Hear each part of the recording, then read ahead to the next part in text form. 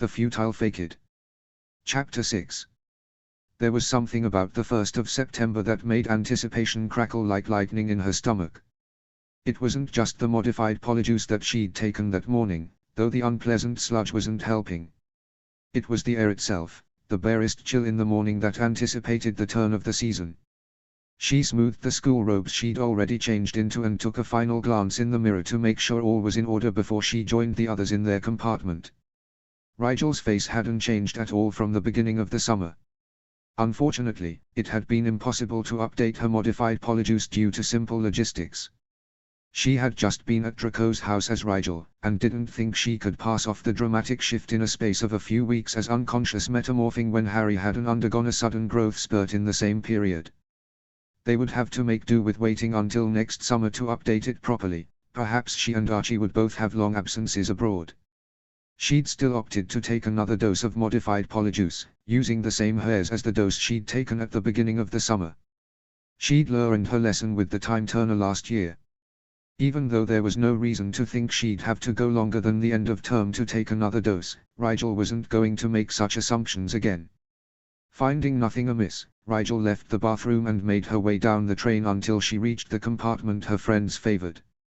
For once, she was the last to arrive. Pansy rose to greet her at once, the fierce smile on her face enough to warm Rigel's spirit even before the other girl wrapped Rigel in a firm embrace.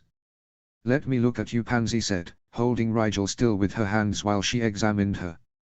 "You've changed a lot, as usual." Rigel supposed from Pansy's perspective, she had. Pansy had last seen her at the end of term, before over a year and a half of compressed time had caught up to her.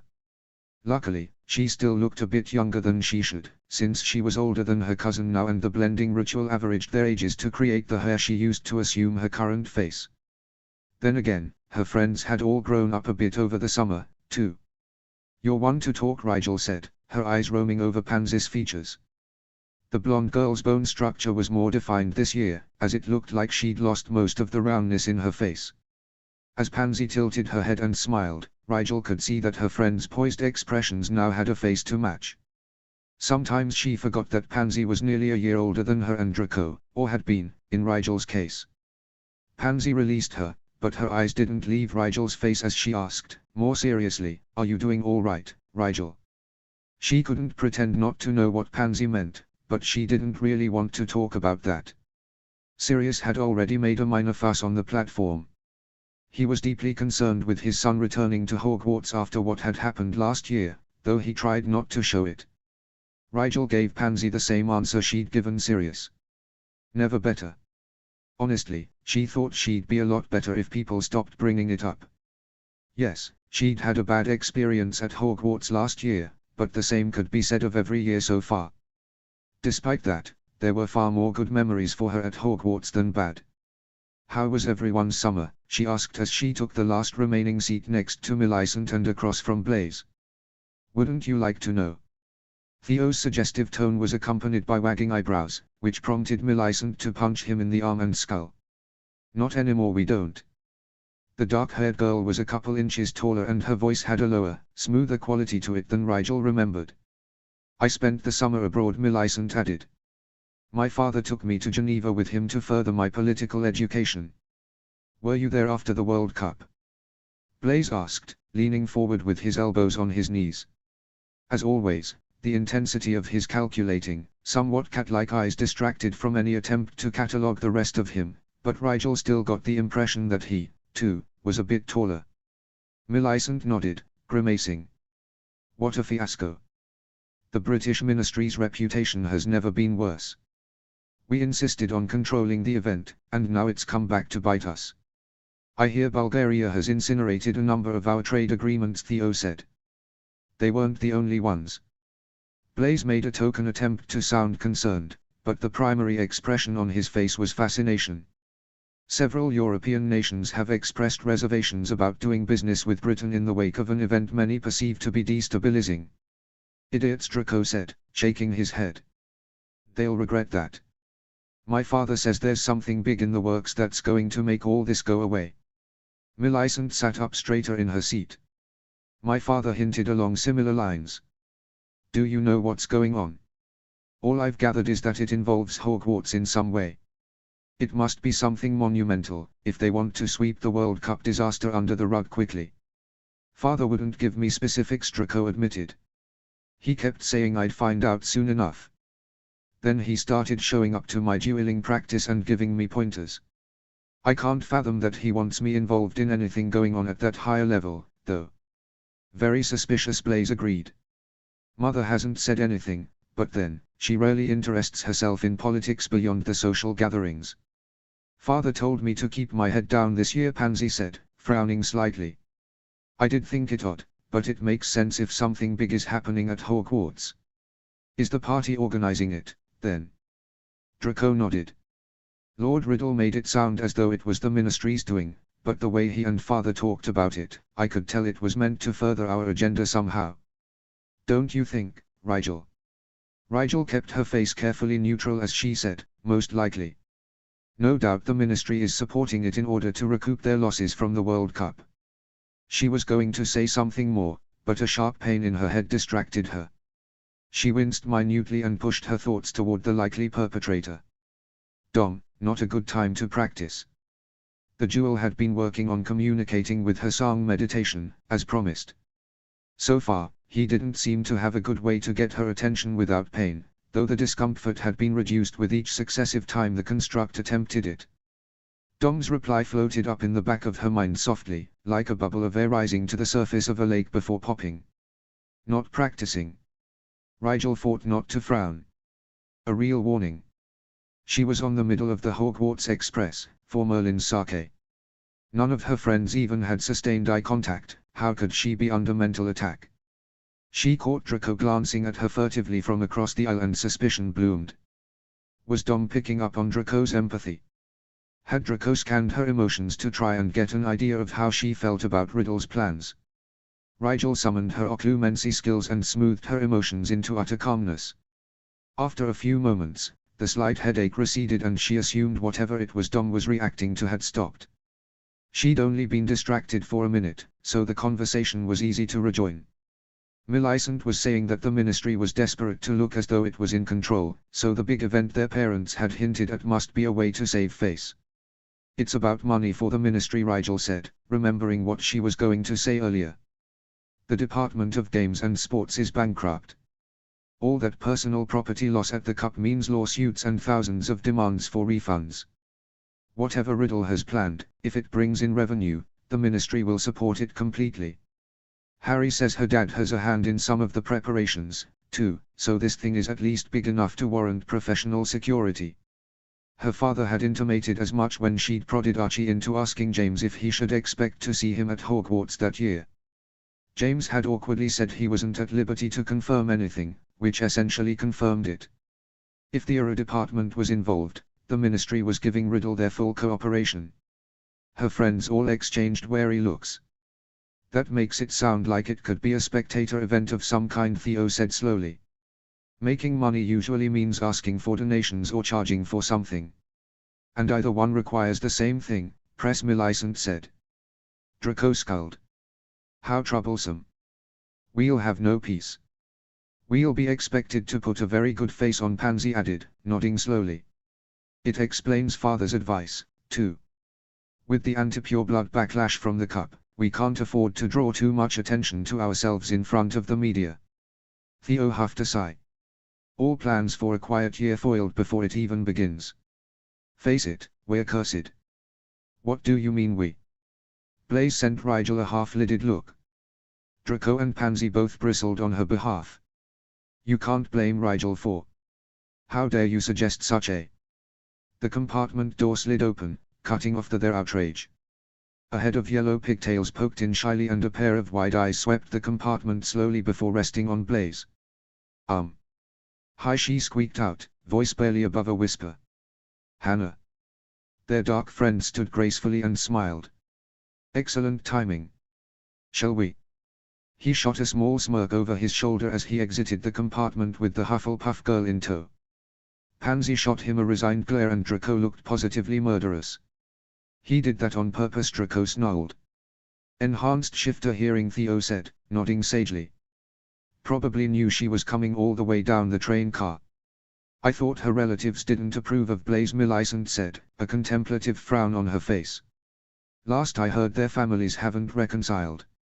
He doesn't care, Theo said, shrugging. Blaze chose her, and he'll keep at it until he gets his way. Millicent quirked an eyebrow at Theo. Perhaps Blaze is more like his mother than I realized. I've heard Lady Zabinai always gets what she wants, too. Pansy shook her head. Careful what you suggest, Millie. Lady Zabinai also has a tendency to outlast her critics.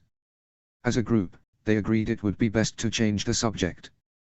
The afternoon wore into early evening, and Rigel was just contemplating a nap when their compartment door opened again, this time for the Weasley twins.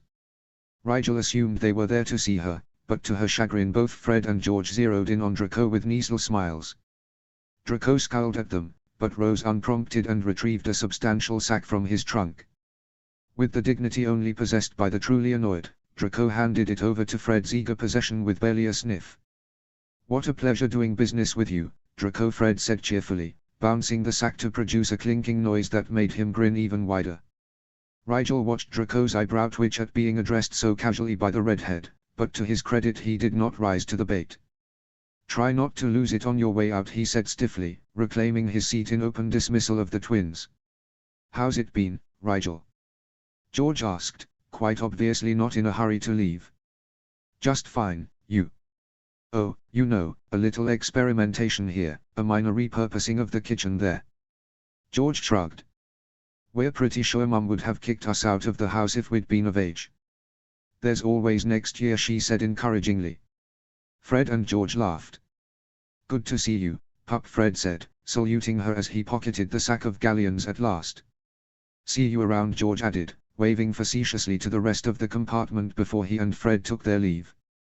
When the compartment door shut behind them, Theo could no longer contain himself. What did you do to owe the Weasleys that many galleons? Shut up. Draco turned his face to the window and would say no more. Mischievously, Rigel leaned around Millicent to mouth, tell you later. She was impressed with her friend for keeping his end of the wager, but that didn't mean she wasn't going to let him be teased mercilessly for falling for it in the first place. -0. HP. -0. Rigel kept an eye on Draco as they settled at the Slytherin table in the Great Hall and awaited the sorting. He was much more put together than the previous year. He looked comfortable in his own skin, and she was pleased that he seemed fully capable of controlling the emotive input his gift provided even in the moderately rowdy crowd of excitable returning students. She was a bit fatigued from her menstrual cycle once again making an appearance. It had taken a couple of months to re-regulate her body after stopping her time turner use, but she was back to her usual schedule now. She just wished they'd hurry up with the sorting and start the feast. Her cramps were always worse when she was hungry. Is anyone we know being sorted this year? Draco asked Pansy. Pansy tucked a lock of hair behind her ear thoughtfully, and Rigel noticed it was now long enough to reach past her shoulders. I think the Raoul heiress is 11 this year. The Caro heir, too. Don't forget Billy Travers, Millicent put in. I thought he was slated for Durmstrang. Pansy's mouth was a thoughtful moo. Isn't his father friends with the headmaster there? Millicent shrugged. I saw him on the platform. I guess Durmstrang wouldn't take him. Durmstrang's definition of pure blood is more strict than Hogwarts.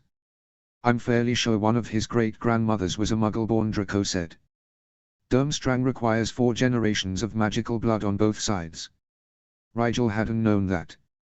It seemed a very strict requirement, and she wondered how many people at Hogwarts met that standard.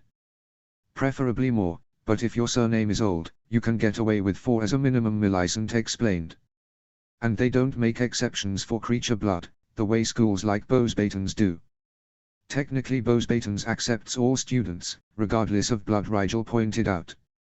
Technically, that's a load of centaur dung, Theo said, snorting in amusement.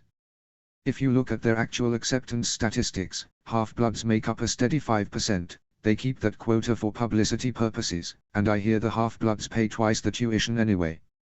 As for Muggleborns, I think the last one on record was 6 years ago, and she didn't graduate. Rigel held her tongue, but she couldn't help the disgust she felt at how readily those of lesser blood were dismissed and discarded without ever being given a proper chance.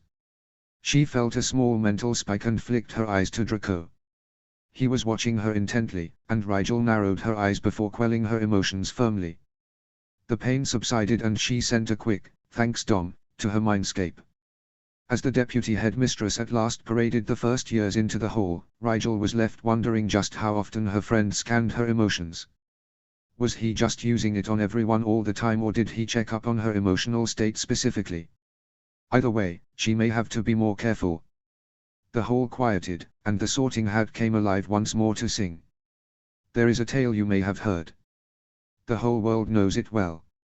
And every year inside this hall, that story I retell. There once were 4 inspired lords and ladies who, it seemed, did take upon themselves a task that no one else had dreamed. On this site they built a castle, matched to their ambition. Its walls would house the children if their plans came to fruition. Its doors would open wide to all who sought to fill their minds. Yes, every child was welcome here, regardless of their kind. Sir Godric loved the daring ones, and Sorlaser, the sly. Rowena sought the ones with smarts, and Helga, those who try. And while each had their favorites, the truth was widely known. The founders cared for all their charges, not one group alone. Although Godric designed me to decide where you will stay, what many now forget is that each student got a say. The truth is that your choices are what make you so unique. A cursory inspection just can't find the things I seek. No one is born courageous, wise, ambitious, or hard-working. It's folly to imagine I could find such traits just lurking.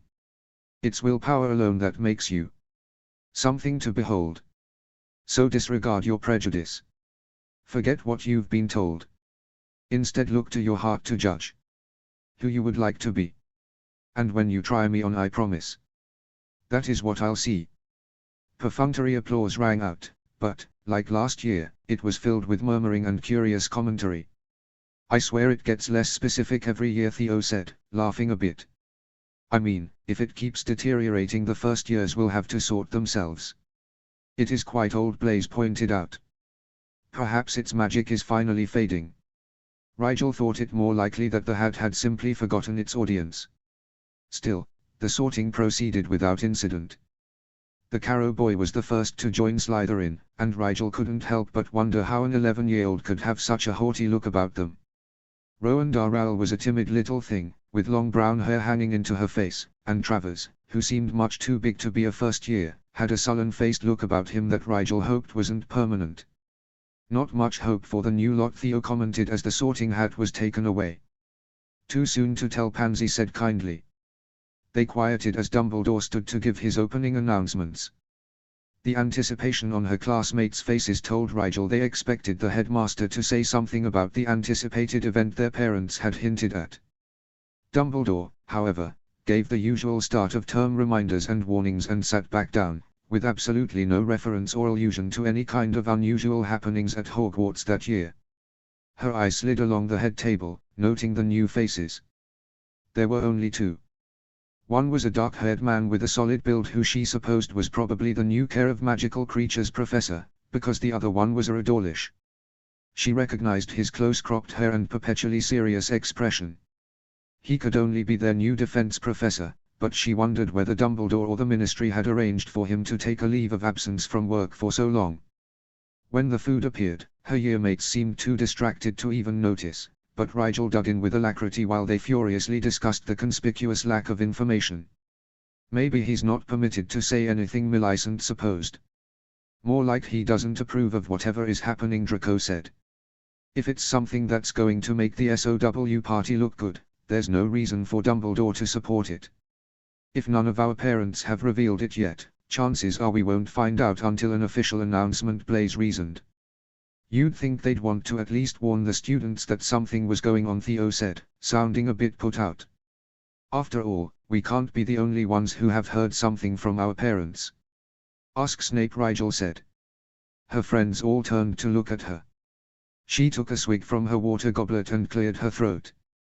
He usually knows what the party is up to when it happens at Hogwarts. At least, she suspected he did. You say up to like it's going to be a bad thing, Pansy said, frowning slightly. Isn't it always? Rigel shrugged as her friend's troubled expression deepened. Maybe this year is the exception, she allowed. I mean, bringing politics into a school full of kids never ends badly, does it? Draco was looking increasingly alarmed and Theo straight out gaped at her. Blaise shot a look up and down the table around them before leaning forward and lowering his voice. Be careful, Rigel. The party has ears everywhere, and it can make life difficult for you. Rigel leveled a look at Blaise and slowly slid it to encompass each of her friends in turn before saying, I don't give a brass nut if the party hears my opinion. I'll say it to Riddle's face. Whatever is happening at Hogwarts this year is a bad idea. Pansy's face paled 2 shades and she immediately changed the subject. Will you be starting up the dueling club again, Draco? We also enjoyed it last year. Draco picked up the thread of conversation easily, but his eyes kept flicking worriedly toward Rigel. He was not the only one. She knew she had unnerved the others with her blunt speech. She didn't care, though. She was so sick and tired of tiptoeing around the party's ill-conceived plots while they played havoc with her life. As she picked at her food, waiting for the feast to end, she began to feel a bit guilty at startling them, though. It wasn't their fault that their families were embedded in the party. They didn't know where the basilisk came from, nor anything about the Dominion Jewel and Riddle's hand in its presence at Hogwarts. It wasn't really fair to put them in the position of listening to her criticize it, when any perception of disloyalty on their part might spell trouble for their families. She needed to pull herself together. She'd grown too bold in the last few months, forgotten how to keep her own counsel. She couldn't be herself here, and she couldn't afford to forget that while Pansy, Draco, Millicent, Blaise, and Theo were her friends, their ultimate loyalty was not to her and never would be. Rigel kept to herself for the remainder of the meal, and when Slytherin House traipsed to the dungeons she hung back a little, letting the others pull ahead of her in the crowd. She had a moment of wistfulness as she thought of her time in the lower alleys that summer. That freedom was beyond her reach right now. It was time to focus on the task at hand. When they'd assembled in the common room to await their head of house, Rigel sidled back over to her friends and gave them an apologetic smile. Pansy sighed, but took Rigel's hand and pressed it briefly. Do try not to give us all heart attacks at every meal this year, Ry. She reached up with her free hand to ruffle her bangs sheepishly. Sorry, Pan. I don't mean to burden you with my worldview. Sometimes my tongue runs away from me. Pansy's gaze was both worried and a bit sad. You can talk to us about stuff like that, you know. Just maybe she dropped her voice, not in the middle of the Great Hall. Right. Rigel grimaced. She had really lost her head there. She probably ought to start exercising her occlumency all the time, if for no other reason than that Riddle's name was likely to come up an infuriating amount over the next few months. She could only hope that whatever he was scheming came to a swift conclusion and left them in peace. Snape's appearance commanded instantaneous silence. He surveyed the room slowly, probably mentally accounting for all who ought to be present. His eyes met Rigel's briefly before moving on and finally resting on the new first years. Welcome to Slytherin House, he said. Somehow Snape's voice could fill a room no matter how quietly he spoke. I am your head of house, Potions Master Severus Snape. No doubt you believe you understand what Slytherin House entails, forget the misconceptions you harbor. Slytherin House is a unit. We are the bulwark of tradition against a backdrop of indolence and idiocy. Here, you will find refuge for neither. Your triumphs will be your house's pride, your disgraces likewise. That said, Slytherin House will not itself make you into the witches and wizards you aim to be. Every individual in this room must work for their ambitions. It is for Slytherin House to support and safeguard those ambitions until they see achievement. He paused for a moment to sweep the room with his gaze before continuing in a slightly different vein. If you have not heard rumors already, know that this year there are certain anticipated events that will elevate this school to public scrutiny like nothing you have experienced thus far. With the eyes of the world upon us, you will make Slytherin proud. Each of you will do your part to present a dignified, unified, fake it until this charade is over. He cut off a sixth year's question with a sharp cut of his hand. You will know more when it is necessary. For now, simply be cognizant of your appearance and behavior. If any one of you brings shame to the House of Snakes, it will not be only me that you must answer to. With that ominous declaration, Snape swept from the room, leaving the prefects to corral the firsties and the rest of them to exchange murmured conversation. Well, that answers that, Theo said, releasing a small laugh. We've just become the Abraxans in the party's dog and pony show. And me without my manicure done, Millicent said drolly. Rigel laughed along with the others, but there was a burning sensation in her stomach that she doubted would go away until she knew exactly what the year was to entail. It was like being told you had a grave illness but the exact diagnosis was inconclusive. She just wanted to know what was going to happen so she could start dealing with it. -0. HP. -0. When Snape dropped Rigel's fourth-year class schedule next to her plate at breakfast, Draco snatched it up so fast she was surprised he didn't pop a joint. He ignored her long-suffering sigh and perused it at his leisure. No potions, he said. I suppose you're self-studying again this year. His eyes boggled. Alchemy. Since when do you take alchemy? Ah, well, remember last year when I was taking more classes than you thought? Rigel's smile wilted slightly under Draco's affronted glare. Yes, I am taking alchemy.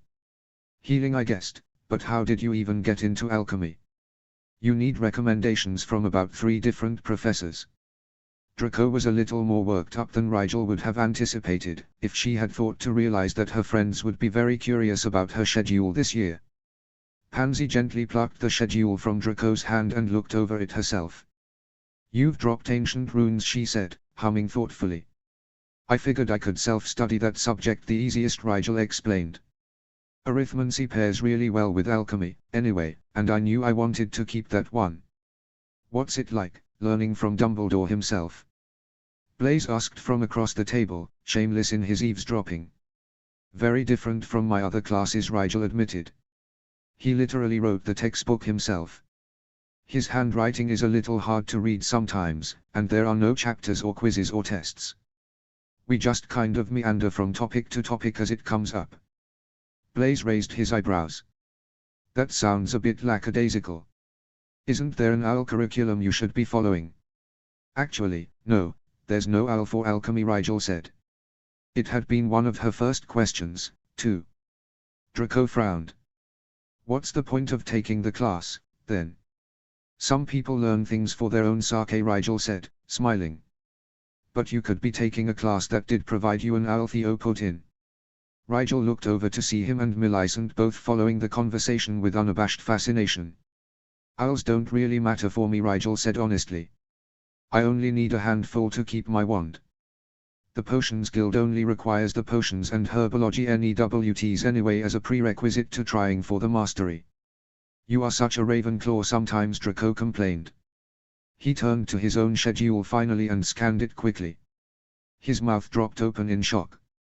No dueling. What are they playing at? Draco stood at once, breakfast forgotten, and strode off in the direction of the professor's table.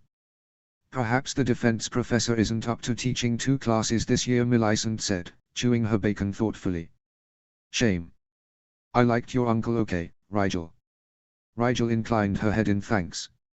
When Pansy finally returned her schedule, she looked it over to make sure the things she'd discussed with Professor Snape were reflected accurately.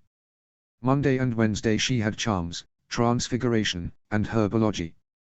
Tuesday and Thursday were Dada, history, and arithmancy. Friday she would have healing in the morning and alchemy in the afternoon. Astronomy was every Thursday evening after sundown. Potions wasn't listed anywhere, but she'd already agreed to have lessons Friday, Saturday, or Sunday with her head of house, depending on his schedule each week. Rigel, Pansy said, causing her to look up at the blonde girl curiously. Is your schedule correct in putting you in the 5th year healing class? Rigel nodded. I'm the only student for 4th year, and the 5th year class fits better in my schedule anyway. Madame Pomfrey says it won't be any trouble to get me up to speed. It didn't sound like her 5th year student was much more advanced. Pansy nodded thoughtfully. Healing has an OWL, I believe. Will you take it at the end of the year? Rigel blinked. She had not thought of that. I suppose I may as well, she said. The newt isn't offered at Hogwarts unless you get special permission, so this will be my last year taking it officially regardless. Why is that? Pansy asked. I think it's because a newt in the subject requires a wider range of experience than can be got from a classroom alone, Rigel said. At AIM, Harry's program has her working at local hospitals in a supervised role, because for a lot of the practical aspects, you need an actual sick or injured person or animal to practice on. Madame Pomfrey can only provide so much in a few hours a week. I know she has had newt students in the past, but they end up dropping most of their other newt classes and focusing on that alone. I hadn't considered that, Pansy said, looking somewhat ill. You practice on animals, Rigel? She winced. I do. Sorry, Pan. Madame Pomfrey puts them unconscious and numbs them up, so they don't suffer if I make a mistake. Also, we only use animals that can be usefully harvested. It's not wanton, but I can't tell you an animal never gets hurt. The girl shuddered slightly. I'm glad I didn't apply to take that subject. What do you have this year? Rigel asked, turning her attention delicately away from the gruesome realities of healing class. Did you stick with arithmancy? I did, Pansy said, pushing her schedule toward Rigel for a quick comparison. I dropped divination, it wasn't as rigorous a subject as I thought it would be. I'm sticking with care of magical creatures, though. Did you know Rookwood's uncle is teaching it this year? Rigel shook her head. That's bound to be a great class, then. He owns a creature reserve, right? I bet he's a lot more knowledgeable than last year's professor. If Pansy noticed that Rigel chose not to say Pettigrew's name out loud, she let it go gracefully. Breakfast was wrapping up and Draco had not returned. Rigel and Pansy decided it was better to meet him in class than to wait around and potentially lose points for all three of them being tardy, and began making their way toward the great hall doors. A voice from the Ravenclaw table called out to Rigel as she passed. Rigel turned to see Cho Chang waving at her from the other side. She approached curiously, Pansy close behind her. Good morning, she said, tilting her head as the Asian girl thrust a stack of parchment at her. What's this? Madame Pomfrey told me you were joining my healing class, Chang said, smiling in a way that brought out the soft prettiness of her features. Those are my notes from last year. It's just me taking it this year, so it'll be nice to have company and someone to study with. Rigel took the notes with a returning smile. This is very kind of you. I'll be sure to study hard so I don't hold you back too much. Cho shook her head, and her long, black hair briefly obstructed her eyes before she pushed it back again. Madame Pomfrey says you are already ahead of the fourth-year curriculum. I'm sure we will learn a lot together. See you Friday, then, Rigel said, tucking the hefty stack of notes away in her bag neatly. It would be nice to have a classmate to bounce ideas off of, she thought. Archie was decidedly ahead of her now in every aspect of healing, and his explanations were sometimes too advanced to follow easily. As she walked toward the charms classroom with Pansy, her friend looked sidelong at her and said, a playful tone to her voice, "That was interesting." "Why is that?" Rigel asked, quirking an eyebrow at the mischievous expression on Pansy's face. "The charms are relatively new to English wizarding society, but they have good connections all the same," Pansy said, choosing not to answer the question directly. She walked about with Adrian for a few months last year, but they parted amicably. "That is very interesting," Rigel said flatly, fighting an eye roll as she understood Pansy's pointed speculation. "If only I weren't already betrothed." Pansy bumped her admonishingly. "You can't hide behind that contract forever, Rigel. It's perfectly obvious you have no intention of marrying your cousin. Only to someone as brilliant and socially accomplished as you, dear Pansy." At least, Rigel hoped it wasn't that obvious to anyone else. Draco caught up to them as they reached the classroom, and one look at his face told them he had not been successful in correcting the perceived deficiency in his schedule. "No dueling, then?" Rigel guessed, frowning sympathetically. "Did Snape say why?" "No," Draco said, scowling. "I know it has something to do with whatever the event is that's happening here, though. He said I can't start my dueling club again, either. How is that fair? They cancelled the class and the club." Pansy raised her eyebrows. "That's a rather obvious hint." Are they holding a dueling tournament? I asked that, and Snape said that wasn't why. I couldn't tell whether he was lying. His occlumency is too good for my empathy to read, Draco complained. Rigel gathered he must be very annoyed if he went so far as to mention his gift aloud. He normally pretended he was merely clairvoyant rather than acknowledge it openly. It could also be because of the press, Rigel pointed out. Maybe for some reason people don't want it known that dueling is taught at Hogwarts. It's a magic school, it's supposed to teach us those things. Draco shook his head with disgust and flopped into his seat with all the grace of a narcoleptic troll falling unconscious. It's not exactly an uncommon subject, Pansy agreed. I suppose we'll have to wait and see what the reasoning is. If there is a dueling competition to be held, then you can enter. If there isn't, we'll find another way to practice. Exactly, Rigel said encouragingly. Who says we have to form a club to practice dueling? I tried that, Draco said, sighing dejectedly. Snape said if he got a single report of any Slytherins dueling on Hogwarts grounds he would hold me personally responsible and I'd be in detention for a month. Rigel couldn't mask her surprise. Snape practically doted on his godson. For him to issue so severe a threat could only mean that the dueling ban was serious. Pansy made encouraging noises about finding somewhere Snape wouldn't be monitoring to keep up their practice, but all Rigel could think was that if there was some kind of dueling competition at Hogwarts, she would stay well out of it. -0. HP. -0. No one was sure what to expect from the new defense professor. Whether at meals or in the corridors, Dawlish always bore the same staid look of disinterested professionalism. By Tuesday, rumors already abounded that Professor Dawlish was strict and humorless, but they had also heard that he didn't assign essays. It was with cautious curiosity that the fourth-year Slytherins and Gryffindors took their seats for the double lesson. Dawlish read off the roll briskly, only pausing to mark down modifications to pronunciation before continuing without comment down the list. As he tucked the roll away in a pocket of the olive trench coat he seemed to favor, the Auror surveyed them with a blank expression. A couple of steps in his sturdy boots brought the tall man to the center of the room, where he paused and snapped, "Eyes on me." Those students at the front of the room who hadn't turned their heads to follow the man whipped around in their seats, startled. The first thing you will learn in this class is to always keep your eyes on the biggest threat in the room. That would be me, in case it wasn't clear. His icy blue eyes narrowed as they swept the classroom once more. He walked to the back of the classroom and turned to face them. None of the students looked away.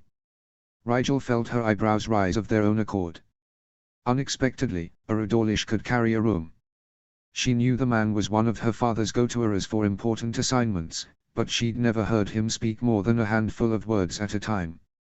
Then again, she supposed she'd always seen him on duty, most often guarding the minister in Fudge's personal detail. She wondered again how he'd gotten the Defense Against the Dark Arts job this year. Was the ministry looking to have a presence at the school? Or had the man simply fancied a chance to teach? "I am John Dawlish, Auror, half-blood, and for the remainder of this term, your worst nightmare." Dawlish began to walk back toward the front of the room and it was almost amusing to watch the class swivel to follow his progress like moon-blinked owls. "For the last 2 years I've served as the deputy head of security for the Minister of Magic. Before that, I was head of Special Response Force 3. I've been fighting the dark arts longer than any of you have been alive, so you will respect me in this classroom, understood?" There was silence, and more than a few confused looks were exchanged among the students. Rigel couldn't think of any other professor who had just flat-out demanded respect from his students. It would be interesting to see how it worked out for him. Dawlish resumed his slow pacing, this time to the right side of the classroom. Was he really going to be moving about the entire lesson? It was going to get tiresome to follow his every move for over an hour. "I have reviewed the syllabi for your previous 3 years. Near as I can tell from the notes they left behind, your previous professors were well-meaning at best and utterly incompetent at worst." Rigel tamped down on the offense she felt on Remus' behalf. There was no sense being upset when Dawlish likely hadn't ever met Remus and didn't mean the criticism personally. "You covered minor schoolyard jinxes and a lot of useless theory in your first year," Dawlish said, ticking off his fingers deliberately. "Your second year you seem to have wasted entirely. I thought the exams in Professor Lockhart's files were a joke at first, but it seems he was just a narcissistic loon. Muffled chortles swiftly turned into awkward coughs as Dawlish whipped his head around to search for the noisemakers. Last year, Professor Lupin appears to have attempted to catch you up, but while he covered dark creatures comprehensively enough, spellcasting fell to the wayside. He taught dueling, too, Ron said, frowning. An optional class only helps those who opt into it, Dawlish said. Leveling a menacing look at the red-headed boy, he added. Don't speak out of turn again, Mr. Weasley. Ron swallowed and nodded shortly. Rigel caught his eyes and smiled. It was nice of him to defend Remus. He smiled back, shrugging a bit. Eyes on me. Rigel grimaced, moving her gaze back to Aurora apologetically. Sorry, Professor. Dawlish met her eyes for a stern moment. I won't say it a third time. When she inclined her head deferentially, he continued. Thus far you have not been exposed to anything truly dangerous. While I understand the logistical drawbacks to bringing a quintuple X dark creature into the classroom, you can and will be familiar with the majority of dark curses by the end of this year. Many of the students perked up in interest. It was true that while they'd studied the theory behind many practices of the dark arts, they'd yet to actually see most of it in action. Some people think it's irresponsible to teach dangerous spells to kids, Dawlish said, making his way slowly across the front of the classroom. They're right, and I won't. She could almost feel the collective sigh of disappointment from the class. What I will teach you is how to recognize them and how to counter them. I'm guessing you've never had a bone-crushing hex thrown at you, Mr. Malfoy. Draco startled slightly at being singled out. Can't say I have, Professor. Your name is on the roster for last year's dueling class, is it not? Dawlish asked. Draco nodded slowly. Yes, Professor. We typically didn't try to kill one another, however. Exactly, Dawlish said, stressing the word with a growl. In a friendly duel no one is going to try to kill you, so how will you react when it happens? Many witches and wizards believe that to hunt dark arts users you need to know a lot of dark arts yourself. Fight fire with fire, as it were. Well, you don't. If any of you are ever in a fight for your life, you only need to remember one principle: react appropriately. Dawlish snapped his wrist out and had palmed his wand before Rigel had time to draw a surprised breath. His wand arm twisted unerringly toward Draco and a jet of light shot toward the blonde without the murmur of a spell to foreshadow it. Rigel had pulled Draco sideways toward her the moment she saw the wand brandished his way. Her friend ended up half collapsed in her lap, but the stinging hex missed his head. Draco straightened with slow dignity, a slight flush riding high on his cheekbones. Thanks, he murmured to Rigel under his breath. Anytime, she said, a bit breathless at the unexpected attack. Not bad, Mr. Black, Dawlish said, a slight smirk pulling on one side of his mouth. Didn't spare a thought for anyone behind your friend, though. I only missed Miss Davis by an inch. Why didn't you shield, if your reflexes are so good? I didn't have my wand out, she admitted. That sounds like a bad idea, doesn't it? At his quiet words, there was a rippling shuffle as students produced their wands from pockets and sleeves. In this class, you will not be assigned homework or quizzes. Your motivation to study will be the number of injuries you walk away with each day. Rigel guessed she wasn't the only one who felt a fission of trepidation at that ominous pronouncement. It was going to be like a whole year of Remus dodging exercise. Except there was nowhere to dodge while sitting behind a desk. Dawlish didn't seem concerned with the fear of Mordred he'd just put into every student. The key to staying alive when an evil wizard tries to kill you is in matching appropriate actions to particular threats. You might be tempted to dodge everything, that will get you killed. You might try shielding against everything instead, that will also get you killed. If you learn to react intelligently to each spell as it comes, you might still be killed, but there's a higher chance you'll live to at least run away. If you die, the dark arts win. This is defense against the dark arts, right? Most of the class nodded uncertainly. Then we don't want the dark arts to win, he barked. Each lesson I will demonstrate a handful of dangerous spells and teach you how to recognize them on the fly. Next week, you will be tested on your reaction to these spells. I will be casting them on each of you without mercy. Only by properly distinguishing each spell will you be able to react appropriately to it. Some spells cannot be shielded against. Some spells cannot be dodged. If you don't know which is which, how can you survive? Dawlish frowned around the room at them all as though they had personally offended him by being unable to adequately defend themselves from hypothetical evil witches or wizards. Mr. Black, what spell did I send at Mr. Malfoy? A stinging hex, she said. How do you know? He pressed.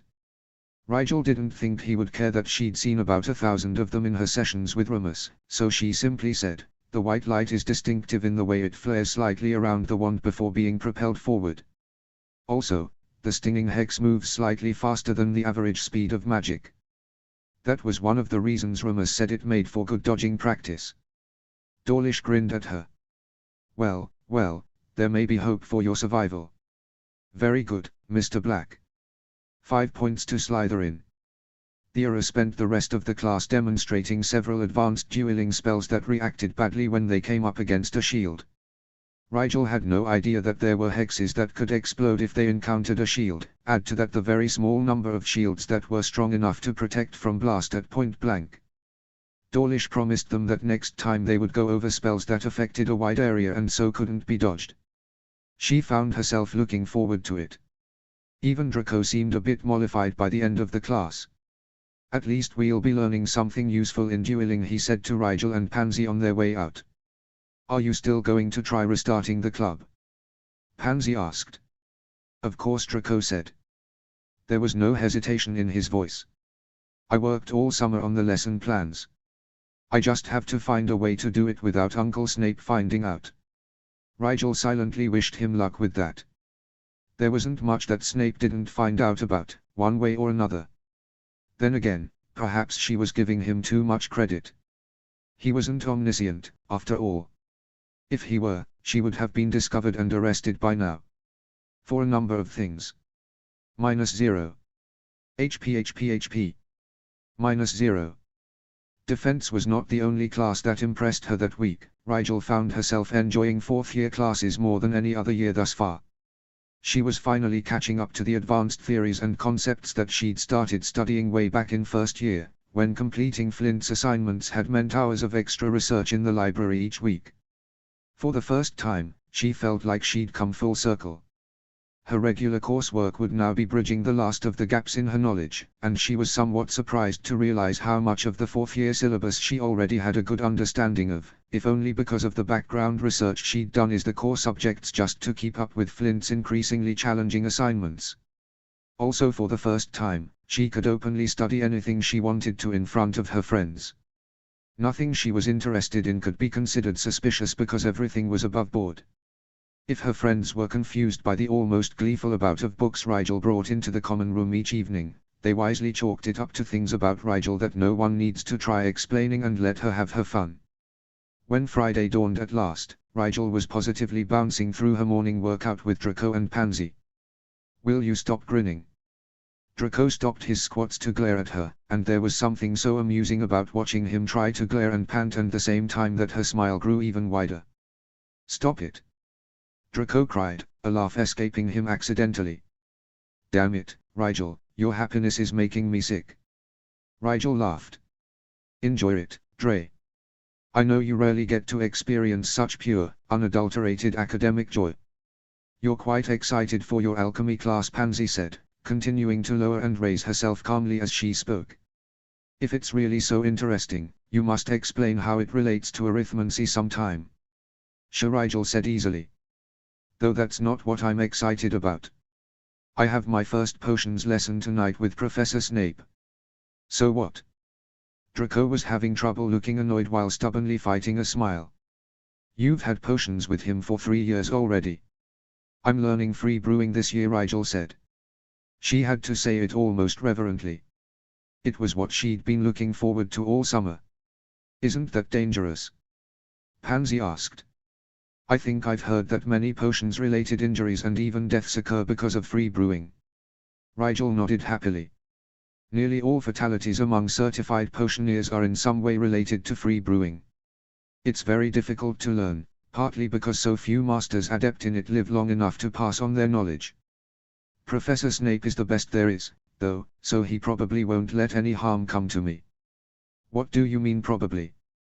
Draco spluttered. No guarantees in free brewing, Rigel said.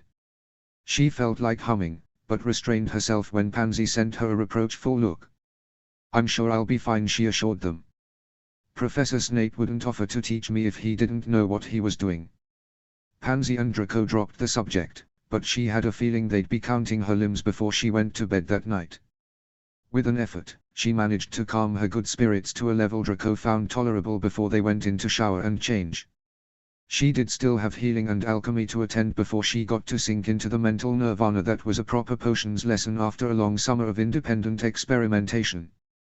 Healing was a short lesson, with Madame Pomfrey merely going over the syllabus she and Cho were to follow, and reviewing major concepts that Cho had covered the previous year so that Rigel understood where to focus her studies to make sure she was caught up before the next week. Cho had been correct when she said Rigel had already been a bit ahead of the fourth-year Hogwarts syllabus, so there wasn't anything that she'd never been exposed to through either Archie's curriculum or her own research. The major difference in the coursework for fifth-year healing was the inclusion of magical maladies instead of primarily dealing with physical injuries. After lunch, armed with the password cauldron cakes, Rigel made her way to the headmaster's office for her alchemy lesson. Dumbledore was waiting for her by the bookcases when she reached his office, and no matter how many lessons she had with the old wizard, she couldn't quite reconcile his venerated person with the cheesiness of his secret passageway. She couldn't help but smile as he pulled the book and led them through to what served as his classroom. There was something about Albus Dumbledore that put her at ease. It didn't make any sense, considering he was at least as dangerous as Riddle, in his own way, so the fact that she felt inclined to relax in the headmaster's presence should itself have been a large red flag. It was hard to remember that, though, when he offered her a lemon drop and hummed cheerfully to himself as he laid out the supplies they would need for the lesson. "This is your Year 2 alchemy text," he said, presenting her with another small journal that looked a lot like her first-year alchemy text. Sure enough, as she flipped through it, she was confronted with Dumbledore's familiar looping cursive.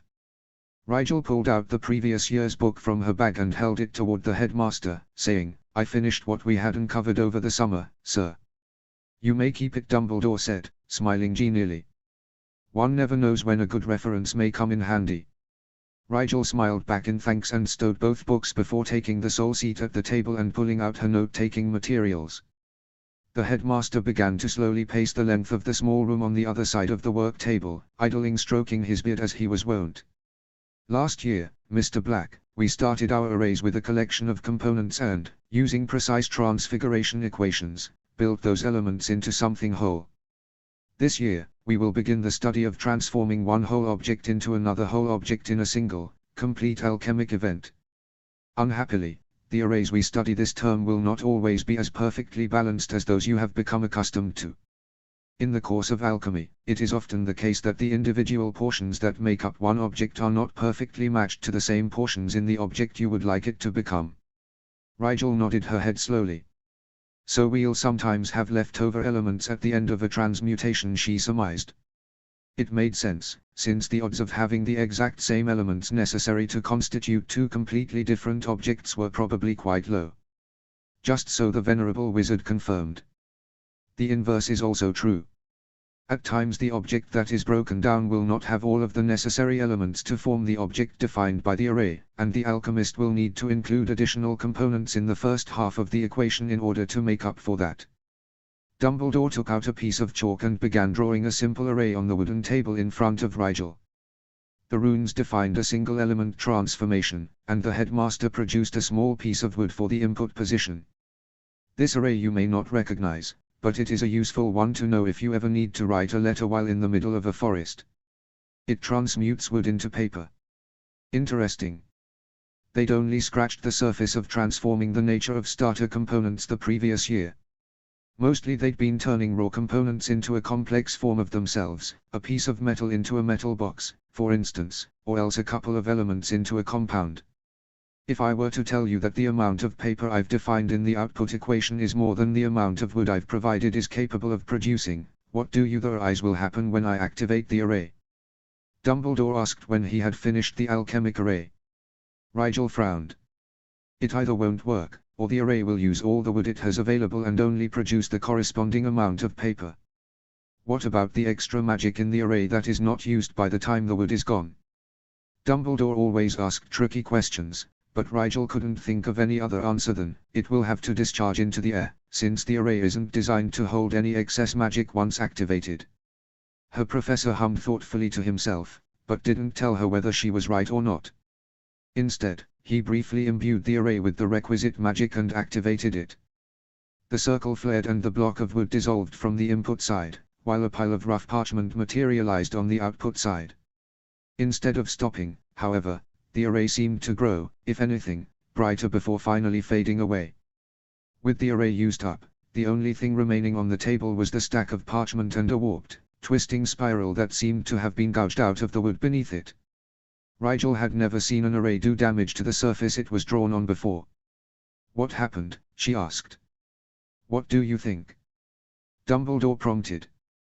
Rigel looked at the pile of paper, which she thought was a bit higher than it had been before the second, brighter flash, and said, "The array thought the table was part of the wood it was meant to transmute. But that's never happened before. When you put magic into an array," Dumbledore said, "it wants to be used. The magic pulled the cellulose from the wood of the table because it was the closest. If I had drawn that array on the back of your hand, the array would have attempted to transmute your fingers into parchment, too." She paled a bit. "That's not good. Alchemy can be a very dangerous art," Dumbledore agreed gravely. "You must never forget that the array drives the magic you imbue toward completing the task outlined in the runic inscriptions. If your equations do not balance, special precaution must be taken to account for the leftovers, as you put it. Now let us try another example, but this time you will imbue the array, Mr. Black." Rigel hesitated. She knew this was going to come up. There was no way to continue her alchemy lessons without addressing it, but somehow she still felt nervous about what she was going to do. "Professor," she said tentatively, "would it be all right if I recalibrated my magical constant?" She was prepared to explain that her magic had gone through certain changes since the last time she'd used it for their classes, but without a word of question Dumbledore reached into his robes and pulled out the calibration device as though he'd merely been waiting for her to ask. She gaped at him as he set it on the table. How did he guess? The headmaster twinkled at her.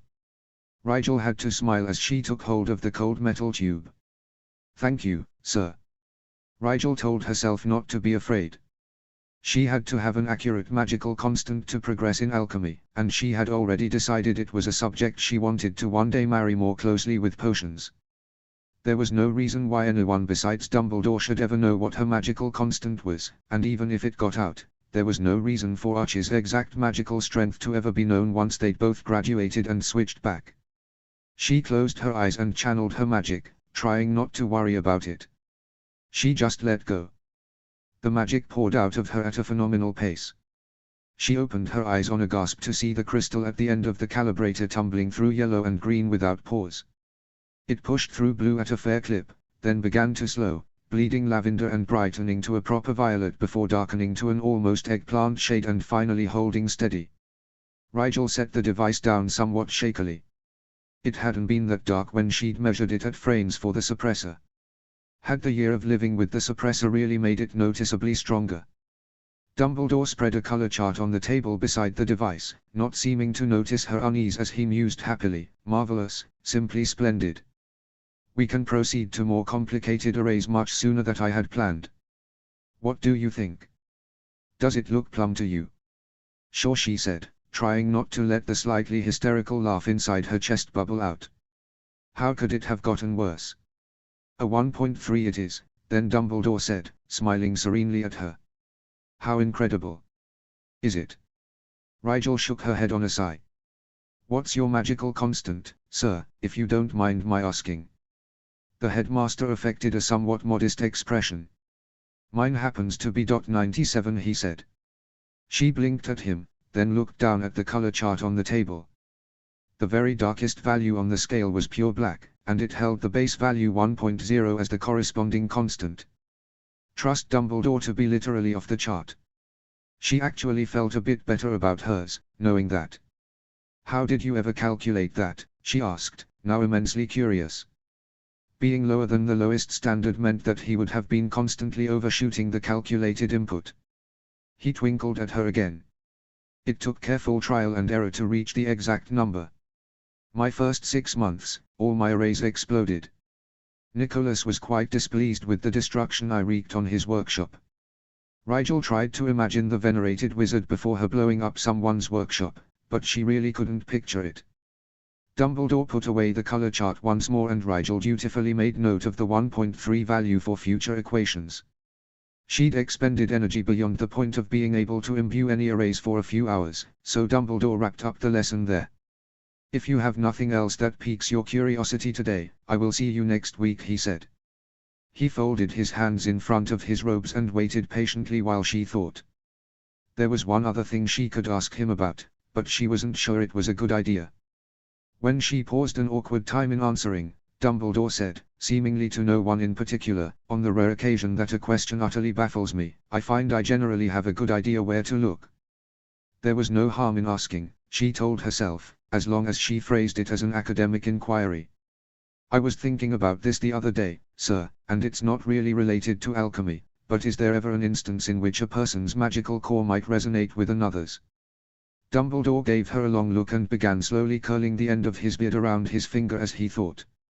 "Really, a set of twins may have magic similar enough to cause a sort of recognition between the two. It is not a true resonance, however." "What if the two people aren't related at all?" she asked, striving to sound neutral. "Does it mean those two people would be similar in some way?" "Not necessarily," Dumbledore said.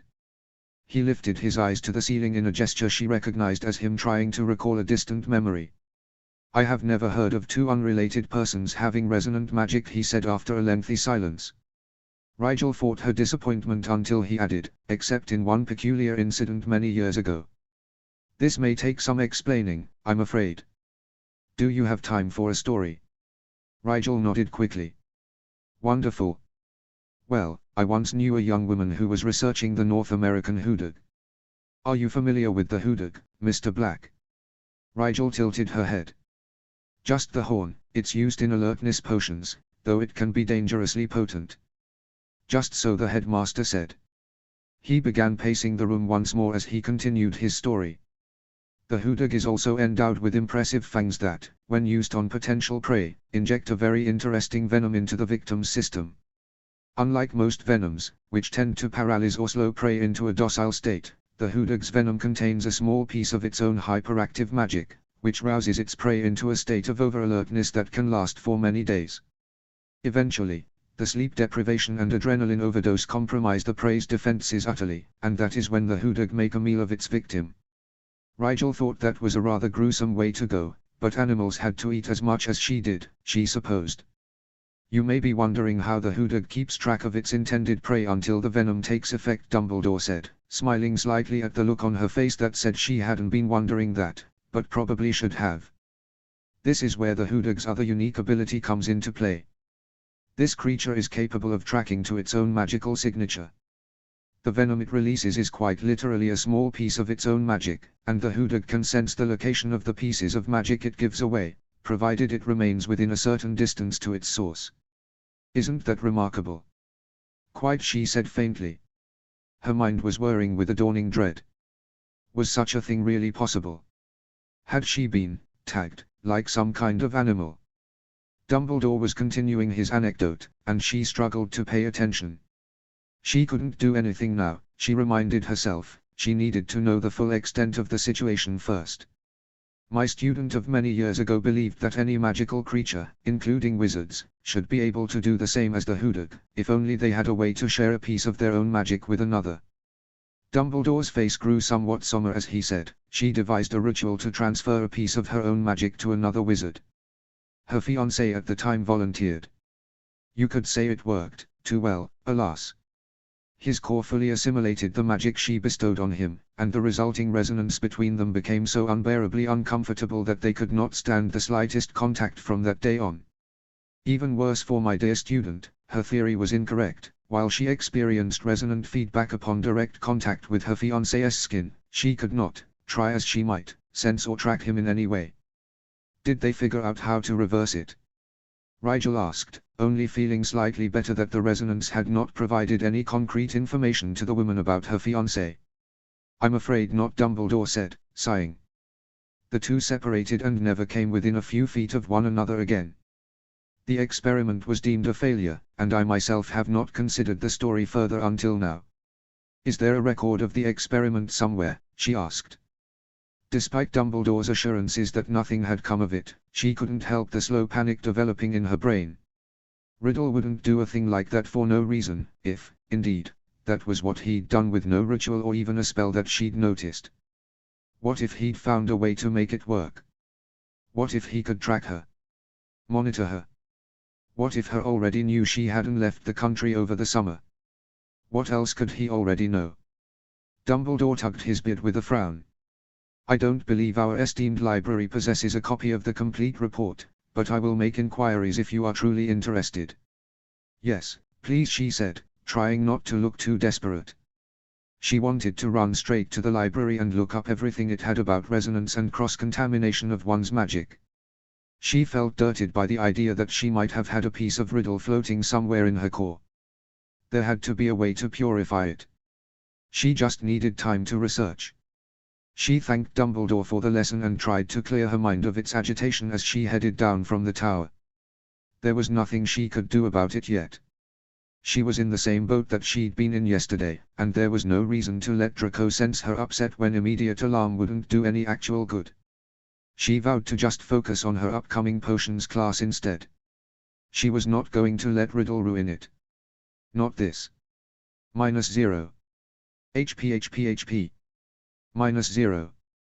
At dinner, Snape handed her a folded piece of parchment and said, "We will meet in Lab 3 tonight, Mr. Black." Rigel nodded and ignored her friend's amusement as she increased the speed at which she consumed her meal. She gathered her book bag and took her leave with a hurried, "See you guys" to the others. She followed the instructions on the parchment to a part of the dungeons she hadn't traversed since first year when she'd made a point to explore every area of Hogwarts she could. She didn't even know Snape had a lab that was so out of the way, but when she knocked and entered it became clear why they were using it. Lab 3 was utilitarian to an uncomfortable degree. There were no stools, and what counter space was available had been secured to the left side of the room while the right side held only a single brewing station, well away from anything else. Her first thought was that it would be awkward carrying ingredients back and forth so far. As Snape handed her a heavy-duty protective covering, she understood. "Is this lab specifically for free brewing?" she asked, taking the covering and frowning as she noted it was as heavy as one of Remus' training belts. As she tried the full-body apron on, Snape confirmed her guess. "This lab is for particularly volatile brewing. The walls and floor have been reinforced with containment spells, and a number of voice-activated wards are in place around the cauldron stand." The protective garment, which covered her from chin to knees, seemed to fit well enough. Snape hung it on a sturdy nail by the door, next to another, larger version. "We store nothing in this lab besides the basics," he told her, gesturing to the bare surfaces and scanned tools. "Bring eye protection and gloves to every lesson. You will meld more cauldrons this year than all of your yearmates in their 7 years combined, no small feat, I assure you." She smiled, but nodded in response to his expectant look. She could barely contain her excitement. She wondered if they would start with a known recipe and alter it, or just begin from scratch and choose ingredients according a schema to add to the cauldron. "Before we begin free brewing, there is one other skill you must master," Snape said. As though he could feel the disappointment leaking out of her ears, he narrowed his eyes. "Potioneers who do not learn this before attempting to free brew die horribly." "Yes, sir," she said, smoothing her face into something less kicked puppy.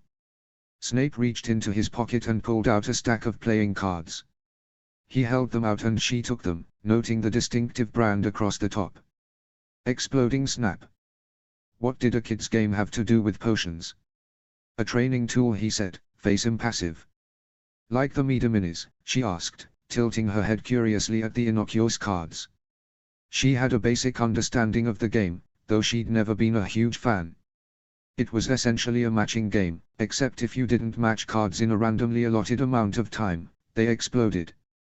"These are to hone your sensing ability and your reflexes," Snape explained. "The cards heat up slightly before exploding, which means you'll need to cast a numbing spell on your hands to get the full benefit of this training." "I know a couple," she assured him. "So I'm to try and predict when cards are going to explode, without feeling the heat first." "Indeed. Before you begin free brewing, you must be able to sense remotely when a potion is reacting violently. It is not enough to maintain a connection with the potion via conscious imbuing, you need to be able to sense the danger instinctively. Snape paused to ensure she was following, and with a nod from her, he continued. Magic sensitivity is a relatively common skill. All it requires is the projection of your magic into the environment around you. You will recall in your first year when I tested your core. The simplest way to examine a magical thing is to flare your magic toward it briefly and read the return. Do you understand this concept? Rigel thought back to first year. When her core had been tethered to Snape's, she'd been able to send a bead of magic along the connection. The echo had automatically translated into rudimentary information about his magical core.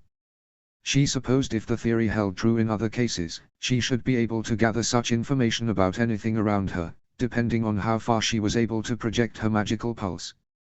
I think I understand, she said, but would I have to constantly be sending out magic to monitor the potion, since it could change state at any moment? That is the second stage of this ability, Snape said, apparently satisfied that she was following so far. When you have mastered flaring your magic, you must learn to maintain it in a continuous magical field around you. That application of the skill is not common, but it will save your life if your potion erupts unexpectedly. Will it be difficult to maintain this sensitivity field while also trying to conscious imbue? Rigel asked. Conscious imbuing already involved splitting one's attention between the magic going into the potion and the other aspects of brewing. No wonder free brewing was so rarely taught. Extremely, Snape confirmed. I will not begin free brewing with you until you can do it without concentrating. She nodded slowly. She could understand that, if it was as dangerous as he said. What will we be doing until I have this mastered, then? To her surprise, Snape tilted his head considering and asked, voice neutral, what would you like to do, Rigel? She blinked. Anything. Was he serious? Her brain flooded her with options and she just stood there, gaping like an idiot. Within reason, he confirmed. Is there any subspecialty of the field you would like to delve deeper into before we devote your lessons entirely to the art of free brewing? Her first thought was battle potions, but she squashed it quickly. Even though she'd been extremely curious about them since Master Thompson had let his specialty slip, she knew better than to ask. The subject was carefully controlled by the guild for a reason. Snape noticed her deliberation. What are you thinking? He prompted. Grimacing, she admitted, I was thinking of battle potions, but I know you aren't allowed to. Do you? Snape's black eyes searched hers with interest. If you were familiar with the rules that govern a guild-sanctioned apprenticeship, you would know that there is very little a master is not permitted to teach his student. The only things truly forbidden are the secrets of another master's work. She thought her jaw might have dropped, but she was too distracted to be sure. They don't regulate it at all. How can that be? It is an old agreement, predating modern government and going back to the very establishment of the first guilds. An apprenticeship was a sacred pact in those days. There were no schools, no opportunity for instruction outside of one wizard's willingness to teach another. A condition for the first masters agreeing to join such an organization was that the guild would have no ability to dictate what was or was not passed from master to student. Nor can any master be made to take an apprentice unwillingly. The most the guild can do is restrict what its members are allowed to distribute to the public. Snape's voice betrayed no interest in the history, but Rigel was fascinated. The guild also sets the standard for achieving a mastery, she pointed out. So they do have some input at what ought to be taught in a traditional apprenticeship. Snape inclined his head. In an indirect way, they do. The limits of the instruction, however, are not theirs to dictate. So, can we study battle potions, then? She asked, hardly daring to believe it. It is not one of my specialties, Snape admitted. I will look into it. We can begin with area effect potions in general and work our way around the topic from there. Very well. That is all for this evening, Rigel. Practice with the cards until you don't burn your fingers. She nodded, tucking them away in her pocket carefully so they didn't activate and set her robes on fire. That would be embarrassing. Be careful pulsing your magic out around other people, her head of house added as she headed for the door. It's the same method used to read other wizards' auras, and those with very sensitive auras will feel it as your magic pushes up against them. So I can read other auras with this technique as well. That could be useful. It takes significant study to understand the complexities of an aura, Snape said. It is not like a core, you will not comprehend intuitively what your magic is telling you at first. The only reason this will be useful for free brewing is because you have developed an unconscious understanding of potions via your prolonged exposure to them through conscious imbuing. I see. Thank you, Professor. Rigel left the lab deep in thought. Ideas spiraled to the surface and floated for a moment before sinking back down to stew in the dark a while longer. Despite what Snape said, Rigel did have a rudimentary understanding of auras through her study of suppressing and projecting her own. She wondered if they would be as incomprehensible to her as he assumed. -0. HP. -0. Her second week back, the Morning Post brought with it a package for Archie that Rigel grinned to accept. It was very obviously book-shaped, so she tucked it into her bag to examine later, ignoring Draco's outraged curiosity and Pansy's more politely inquiring expression. If this was what she thought it was, she wasn't going to share it with her friends just yet. Ever since Sirius and Remus had declined to give her and Archie instruction on becoming animagi, Archie had been wheedling away his father's defenses. Harry had conspicuously let the topic drop. Her help wasn't needed, after all, Sirius couldn't really deny Archie anything. Not if he kept at it, at least. Finally, the day before they were due back at school, Archie reported that Sirius had agreed to recommend a book to educate them on the fundamentals. Rigel fought a triumphant smirk all through breakfast, and when she had a moment to herself to unwrap the package she had to smile full out. Self-Transfiguration was an innocuous title and its cover was plain brown leather. Nevertheless, it felt like the Sorcerer's Stone in her hands. Sirius might think that he was only giving them a basic foundation with his recommendation, but Rigel knew better. Between her and Archie, a good book was all they really needed. They could figure almost anything out together. She had to wait until later that night to contact Archie. He'd told her before they parted that his friend Hermione liked to study by herself for a couple of hours every evening after dinner. That meant that midnight was the best time for her to reach him. It wasn't difficult to loiter in the common room until most people had gone to bed. Draco gave her an odd look as he finally packed up his charms essay and headed for the dorms. Rigel just smiled and said she'd be in shortly. As she continued to wait out the last stragglers, Rigel went ahead and took out Self-Transfiguration to peruse the introduction. There were a lot of warnings about the dangers of partial transfiguration to living things. It sounded like pretty obvious stuff to her. You didn't try to transfigure half an animal into something, after all, unless you wanted to kill it horribly. It was the same reason Polyjuice was designed to transfigure the whole body. It was also why metamorphism was such an impressive ability. You just couldn't do live transfiguration in pieces on the fly like that. It took a transfiguration mastery level of ability to pull off. Anyway, it wasn't really as issue, since they would be aiming to achieve a holistic transfiguration. She had heard stories of wizards who could partially transform into their animagus form, but she wasn't sure how true they were. That was likely a very advanced variation on the ability. At the end of the introduction there was a table of contents. It covered a variety of subjects, including permanent beautification and other self-altering transfigurations. She skimmed past those to the last section, which took up easily half the book, and dove into the theory of animagi as the torches burned lower and the night drew in. At around 1 in the morning, she was finally alone. She took out Archie's mirror from her bag and settled into her low-backed chair. His mirror didn't have flowers on it and was instead inscribed with briars around the edge. She spoke into it softly. "Harry. It's Rigel, are you there?" They'd agreed to use their assumed names when using the mirrors at school since there was always the chance of someone overhearing. After a long pause, her reflection blurred and Archie peered back at her. "Rigel. It's only been a week, miss me already?" "Always," she said. The sarcasm in her voice didn't diminish her smile at seeing him. This really was so much better than writing letters. "I got a delivery today from Sirius. Do you have a minute?" "I have a lifetime of minutes for you," dear Archie said on a winning smile. No matter how she practiced, her flattery never sounded that effortless. Hermione is in the library studying, which means I am amusing myself in my room until she returns.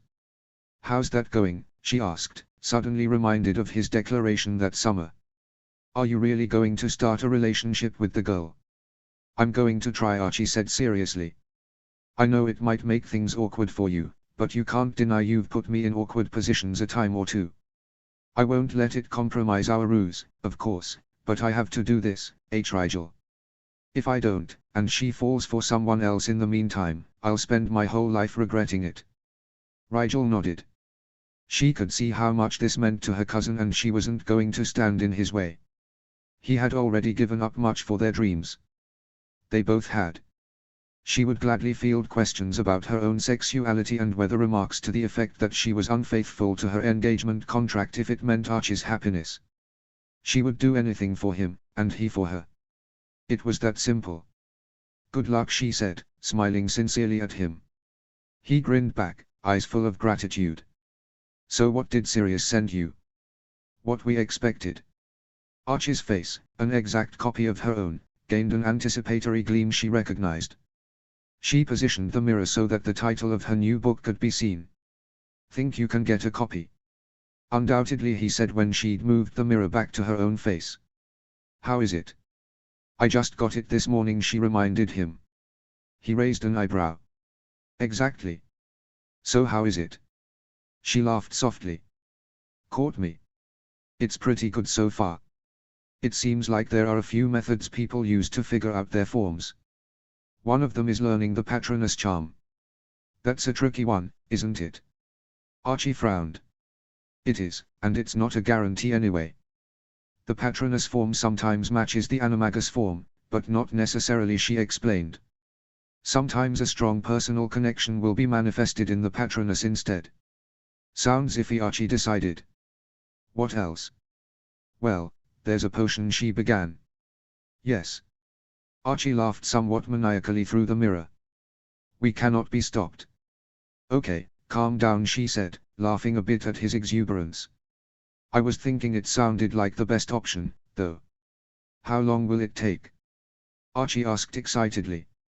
He didn't ask how hard is it, or can you brew it, which she admitted warmed her heart a bit. Archie had such keen faith in her. At least 2 months to brew, and that's if I can get all of the ingredients to start, she admitted. I'm going to need a vial of your spit, by the way. Archie's face twisted in disgust. Why do I feel like you're always asking for my bodily fluids? She sympathized, but there was no way around it. The first chapter of Self-Transfiguration had outlined the pros and cons of the various methods. Under a footnote titled Myths Debunked, the author had noted some of the common misconceptions, one of which required the would-be animagus to hold a mandrake leaf in their mouth for an entire month. Not that I don't relish the opportunity, but I promise it's better than the alternative, she said. Much better to soak the leaf in a vial of saliva than to try to eat around it for a month and hope they didn't choke on it in their sleep. Once the potion is complete, I'll send you your dose and you can take it somewhere you won't be interrupted. That sounds suspiciously simple, Archie said. She rolled her eyes at him.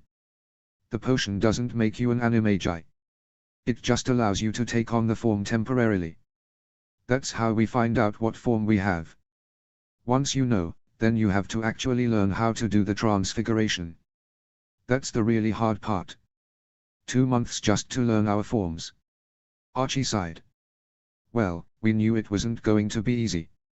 I'll send you the spit. Make it 2 vials, she said with an innocent smile. Just in case. This is why everyone thinks potions bros are weird, Archie told her. It's not for the faint of heart, she agreed easily. That a task was unpleasant didn't mean it wasn't worth doing, in her opinion. Won't Dad be surprised when we already know our forms come winter break? Archie grinned at her mischievously. She returned it full strength. Surely he didn't give us a book and expect us not to read it. One day they'll stop underestimating us, Archie said. Not anytime soon, though. She said goodbye to her cousin and packed away the mirror carefully in soft cloth.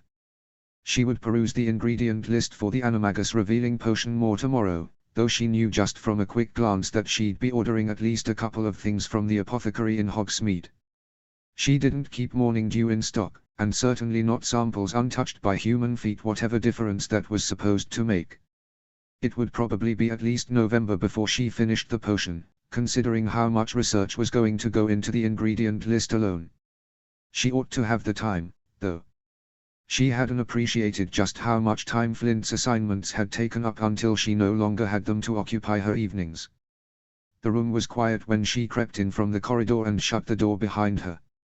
She didn't need light to navigate to her bed and slip off her shoes, but as she climbed onto her mattress, the hangings on the bed next to her slid open and Draco's face peered over at her by the light of his wand.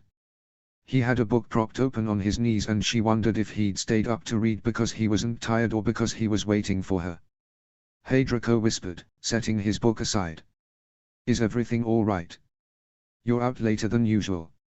Rigel nodded, whispering back, "Had to practice something for potions. Snape said it would bother other people, so I was waiting until everyone went to bed." "Oh." Draco's expression relaxed. She felt a bit bad for worrying him. Whether she acknowledged it or not, the events of last year hadn't only affected her.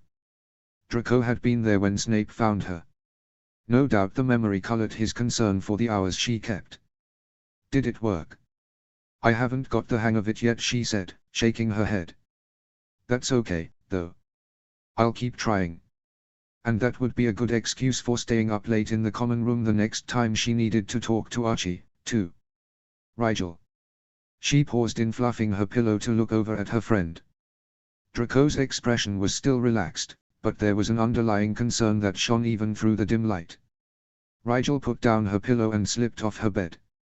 She climbed onto his and pulled the curtains shut so they could converse more naturally without worrying about waking their roommates. "What is it, Dre?" "You've changed," he said simply. "You have this anger in you. I've never felt anger from you like this before." "I want to help," he added, gazing at her imploringly. "It feels like you're pulling further away from me, though. I don't know what to do." "You do more than enough," she assured him. She couldn't help feeling touched at his genuine concern for her well-being. "I feel like I don't know how to reach you," sometimes he admitted. There was a small crease in his brow that made him look older. She took his hands carefully. "I'm right here. Sometimes I do get angry, but my anger is not aimed at you, Dre." "I know," he sighed, clenching his hands around hers a little anxiously. "I'm very grateful for your understanding, and Pansis, though I may not always show it," she said softly. "I have changed. I'm sorry if it's hard on you sometimes." "I'm sorry that I couldn't prevent the things that changed you," Draco said fiercely. "Sometimes I wish I hadn't experienced them." She took a deep breath and mustered a smile. "If it means no one else did, though, I find I can accept it." "You shouldn't," Draco exclaimed. He dropped her hands and put his own on her shoulders to shake her a little. "You always put others before yourself. It's going to get you in trouble, more trouble, I mean, someday." "What if?" He looked away embarrassedly, but steeled himself before pinning her with a distraught look. "What if next time you don't come back, right?" She swallowed, but the emotion was still thick in her voice when she said, "I'll always try to come back, Dre."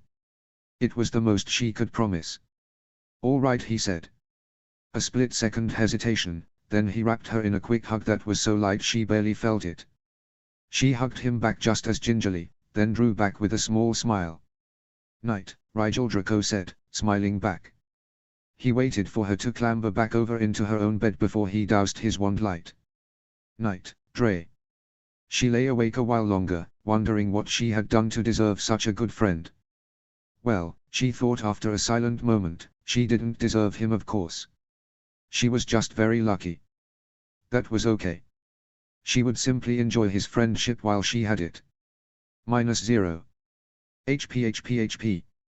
-0. It was the third week in September before Rigel found an evening to steal down to the kitchens and visit her favorite Hogwarts house elf.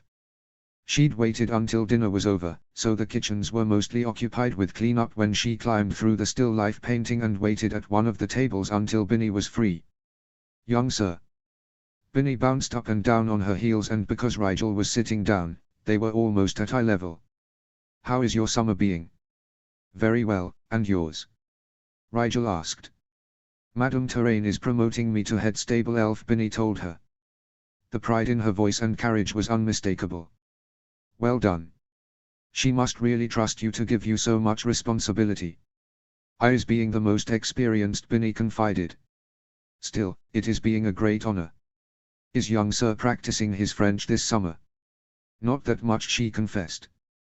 Can we practice a little? OUI. Binny led her through a series of basic conversational topics, and while Rigel was certainly rusty, she got back into the swing of the language before long. After almost an hour of somewhat mindless chatter, Rigel asked Binny for some mice, if the kitchens had any, and in no time she had a trio of fat snacks for Tree Slider. She bade Binny good evening and made her way up out of the castle and into the growing twilight. Rigel made it almost to the forest's edge before her feet stopped moving of their own accord and she looked into the trees with increasingly short breath. Backing up a few paces, she breathed deep through her nose and shook her head. What was the matter with her? It was only the forest. She'd been in and out of the outskirts dozens of times in the past 3 years. She couldn't deny the slight tremble in her legs as she sat on the grass and simply stared at the tree line, unseeing. She hadn't been back there since. A shudder rippled through her, and she bit down on a slightly hysterical whimper.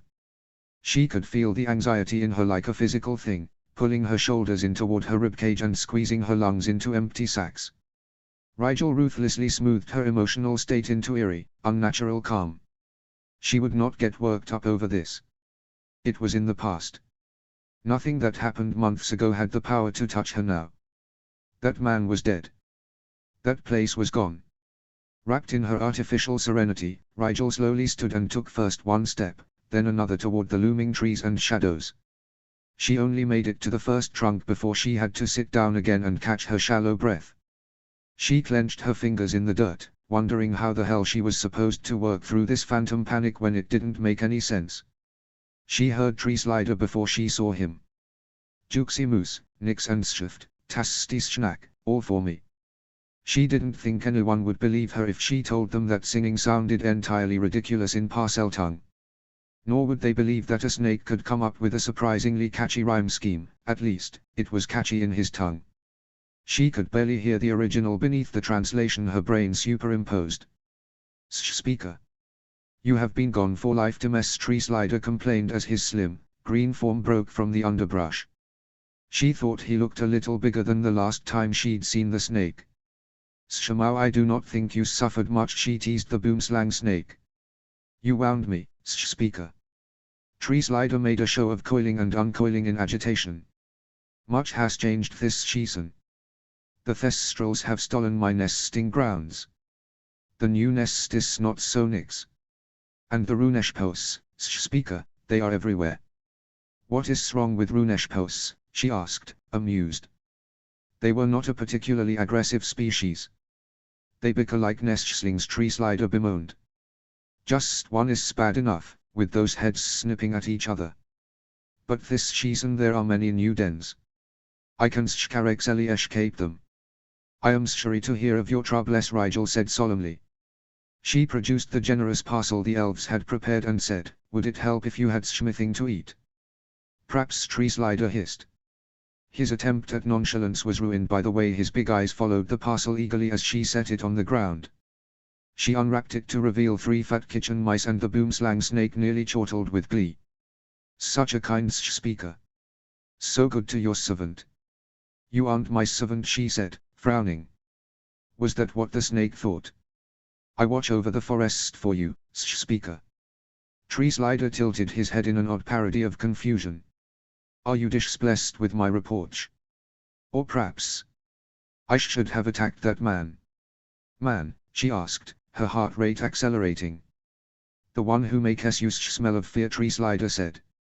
He sounded as miserable as a snake could. The last time you came to the forest, you were not alone. I stayed away, but I should have defended my speaker.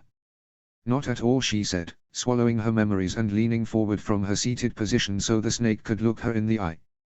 I just want you to know that you do not have to serve me in this way. I would still bring you snacks. The snake swayed slightly back and forth for a long moment as though thinking. As your servant, I receive your favor, speaker. The Runesh posts dare not challenge the speaker's chosen. I will continue serving you and you will reward me with juicy delight. She laughed. Very well, Tree Slider. There was no point arguing with the snake. Clearly, he did not feel overly put upon.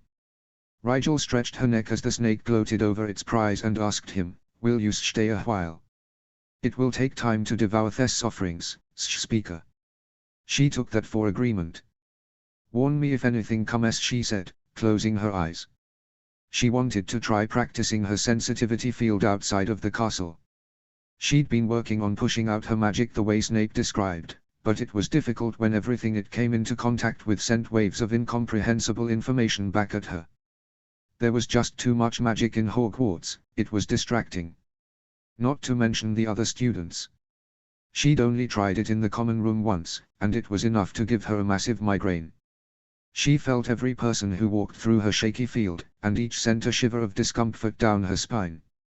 It felt like static electricity whenever her projected magic touched another person. She had to wonder if that was how Draco felt all the time, bombarded by information that was exhausting to try to sort through. Rigel hadn't even started practicing with the exploding snap cards. She could not yet focus on other things while maintaining her magical field. She slowed her breathing and let the evening air wash over her as she reached for her core. The first step, she'd found, was to gather her magic and pool it within her skin. How much she could pool before releasing it determined how far the resulting magical field would reach. Only when the magic she wanted was pulled from her core could she push it out of her in all directions. At first, she'd found herself pushing it out in a thin disc around her middle, meaning she only received feedback from things that were 3.5 feet off the ground. It took several days of sweat-inducing mental effort to create a full sphere of magic and pulse it away from her like an invisible explosion. Just like explosive energy, she felt the magic fade faster the farther it got from her. Things at the edge of her sphere barely registered while things right next to her lit up like Christmas trees to her magical sense. Rigel had found she could send a single pulse of her magic pretty far, perhaps as much as 50 feet before she stopped sensing anything from the returns. If she tried to maintain a field around herself, though, she could only hold 5 feet or so. The field tended to fluctuate erratically, contracting and expanding again as her concentration wavered. In the quiet outdoors, however, she had a much easier time pushing the magic out around her and holding it there. She could feel Tree Slider as a little crackle of energy just in front of her. As she focused on him, the energy slowly condensed in her awareness until it represented vaguely his relative shape and size.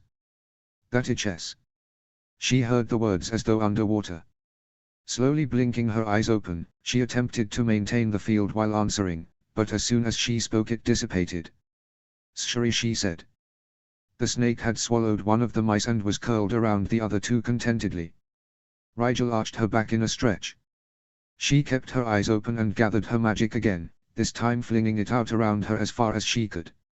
SSSSSS. Tree Slider jerked in a wordless hiss of annoyance. She smiled apologetically, but her attention was far away, focused on the echoes of information coming back to her on waves of magical return. Several things with magic showed up in her mind's eye as she sifted through the knowledge. What is over that way? She asked the snake, pointing off to the right along the tree line. Up in the trees. There was a crackling feeling like a dozen tiny spots of energy. Tree Slider flicked his tongue out and said, Bowtrucklis. Rigel grinned. And there. Smithing in the ground. She indicated a point behind Tree Slider and to the left. It's only a nest of Runesh pearls, Tree Slider said, coiling a bit tighter around his remaining mice. You don't want to talk to them. So annoying. I certainly don't have enough mics to share. I wouldn't dream of asking you to share, she assured the possessive snake. She practiced for another 15 minutes or so before the feedback started giving her a headache. Upon standing, she said, want me to walk your mics into the forest a bit? It's not safe to be exposed while you digest. Very well, the snake decided, uncurling from the two remaining mice and allowing her to pick them up gingerly as he awkwardly slithered into the trees with his bulging middle. Rigel took a deep breath and held it as she followed, focusing only on Tree Slider's rustling, ungainly form. She blocked out everything but the serpent's trail and made good headway into the forest before her fear reached into her chest and wrung out her heart like a wet rag. She gasped in air and stopped, leaning on a thick trunk to stave off dizziness. Speaker. Tree Slider came back and surveyed her with a crooked head. You smell of fear again. I'm fine, she said firmly, not sure if she was trying to convince the snake or herself. This is far enough, Tree Slider declared, settling down in the roots of the tree that was propping her up. Rigel deposited the mice in the circle of his protective coil and said, "See you later, then." She turned back toward the castle, and was relieved to note that it was much easier going the other way. Each step felt a little lighter, and by the time she broke the tree line once more her breathing was mostly regular. As she walked back up to the castle, Rigel resolved to visit Tree Slider at least once a week from now on. She refused to be ruled by fear. -0. HP. -0. The morning of the last Sunday in September, Dumbledore interrupted breakfast with an unexpected proclamation. He stood before the hole until it quieted and said, without a trace of his usual humor, "Tonight there will be a special feast here in the Great Hall. A number of ministry officials and guests will be present and an important announcement will be made. I know you will all represent our school with pride. Please be in your seats promptly at 6 o'clock. The old wizard sat, and chatter broke out across the house tables like quail startled from the brush. Finally Theo said, grinning across the table, "I've been dying of curiosity." "Dumbledore doesn't sound too thrilled about it," Millicent noted. "Wonder how long this has been in the works." "Since last spring," Rigel said, thinking back with a mental scowl to the day Riddle and Snape had ambushed her about her magical suppressor. Riddle was here to meet with Dumbledore about it at least once last term. Lord Riddle was here at Hogwarts. Pansy's expression was bewildered. "Why didn't you mention seeing him, Rigel?" "I was a bit distracted at the time," she said, shrugging uncomfortably. Looking back, she was almost certain that was the day he'd done whatever he'd done to her magic. Rigel had read through the report Dumbledore procured for her several times, but she still wasn't entirely sure what effect Riddle had meant to have on her. The report made it clear that the magical contamination, as she'd come to think of it, hadn't allowed the witch to glean any information at all about her fiancé. The magic she'd transferred to him had simply become his, and once it was gone she wasn't able to sense that bit of magic or exert control over it anymore. Still, she was not satisfied. He had some reason for it, she just didn't know what yet. She would keep researching. The day passed slowly as everyone tried to distract one another until dinner. Rigel sat in the common room through the early afternoon, reading through Dumbledore's alchemy textbook while Pansy and Draco discussed increasingly wild theories as to what was going to be announced that evening. It was almost a relief when their conversation fell silent. Rigel looked up from the notebook to see Rosier and Rookwood approaching their couch. Rookwood held a stack of white cards in his hand, which he distributed to the three of them with a rare smile. "A more formal invitation will be sent to your families, of course, but I wanted to invite you three personally." Rigel flipped open the card and read the elegant scroll. "You are cordially invited to the joining of Edmund Rookwood and Elisana Selwyn in sacred matrimony." The time, date, location and so on were listed on the back. It was to be the following summer, just after Draco's birthday. Pansy leapt up from the couch and embraced Rookwood with an excited squeal. "I am so happy for you, Edmund. An outdoor ceremony is inspired." "Thank you," Rookwood said. His deep voice was laced with satisfaction. "It was Alice's idea to ask my uncle for use of the gardens at his reserve." "Congratulations," Draco said, standing to shake Rookwood's hand once Pansy had stepped back. "Smart move, having the wedding as soon as you graduate. Yours will be a splendid match." Rigel rose as well and took Rookwood's large hand when Draco was through. "I'm sure the ceremony will be stunning," she said, smiling up at the upperclassmen. "I'll remind my father to check the mail so we can RSVP. "We will be glad to have you," Rookwood said, inclining his head in thanks. "Indeed," Rosier added, his patience apparently expired. "Having the silver trio will make it a guaranteed success." "No one calls us that," Draco said firmly as he reclaimed his seat. Rigel and Pansy followed suit and the older boys chose chairs across the small coffee table for themselves. "They really do," though, Rosier said sadly. "Alas, for your dignity. How was your summer?"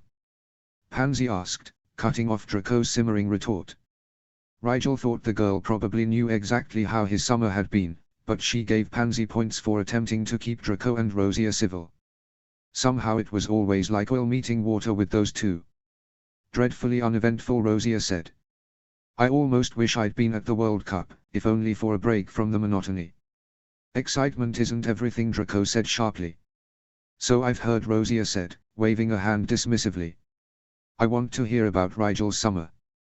I hear you spent it abroad. You do seem unusually tan. She was no such thing after spending a month mostly indoors, but she humoured the 7th year. I was visiting the Darien Gap community in the Americas. What were they like? Rookwood leaned forward with his elbows on his knees and his hands loosely laced. I've heard the wizards there are entirely closed off from the world. Nearly, Rigel agreed. They are closer to our definition of druids than wizards, really. The villages are too small to support specialized craftsmen. Each wizard makes his own wand or talisman. A lot of their magic doesn't rely on that, though. It's mostly plant-based or ritualistic. And you went as part of a healing outreach, Rosier said. It wasn't really a question, but Rigel nodded all the same. How did that go?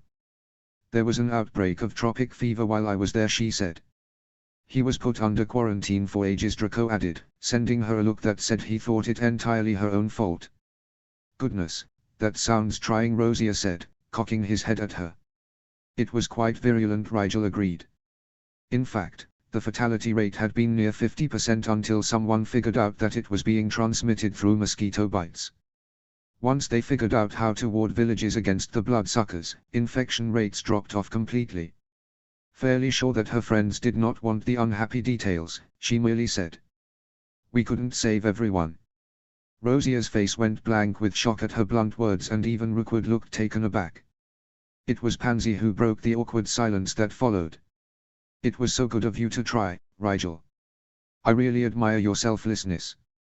Not many would have left their home and traveled to a strange new place to help those in need, particularly with the risks involved in handling an epidemic. It wasn't entirely selfless, Rigel said, smiling softly at her. I did learn a lot. Honestly, Pans, Rigel doesn't need more encouragement to put others before himself, Draco said, scowling playfully at her. The others laughed, and conversation moved on to more pleasant topics. How is Newt prep going? Pansy asked them. Fine. Awful. They spoke at the same time and shared a brief smile. Alden exaggerates, Rookwood told them. Edmund is trying not to scare you, Rosier said, shaking his head. The coursework is beastly. McGonagall's got us calculating the rate of magical expenditure in time-delayed transfigurations. The rate of what? Draco's brow furrowed. That sounds more like arithmancy. It is, Rookwood confirmed. Advanced transfigurations requires a basic understanding of arithmancy, however. The rate of expenditure changes for every different material, so it's not like you can even memorize the equation once and be done, Rosier said on a sigh. That's because the magical coefficient of every material is unique, Rigel said. The four of them turned to stare at her. She blinked at them. It's not so much that the equation changes as the variable does. Materials that have a higher coefficient don't last as long when transfigured because the coefficient describes how resistant the material is to magical change. How do you know that? Pansy asked, openly curious. It's a basic principle of alchemy, she said. Rigel remembered having to explain the same thing to Percy and wondered why they didn't teach that to 7th years right off the bat. I have heard that alchemy is transfiguration by way of arithmancy, Rookwood said. Is that accurate? Basically, Rigel said, nodding. Alchemy uses arithmetic equations to calculate exact proportions of material and magic while relying on runic arrays to actually enact the transfiguration.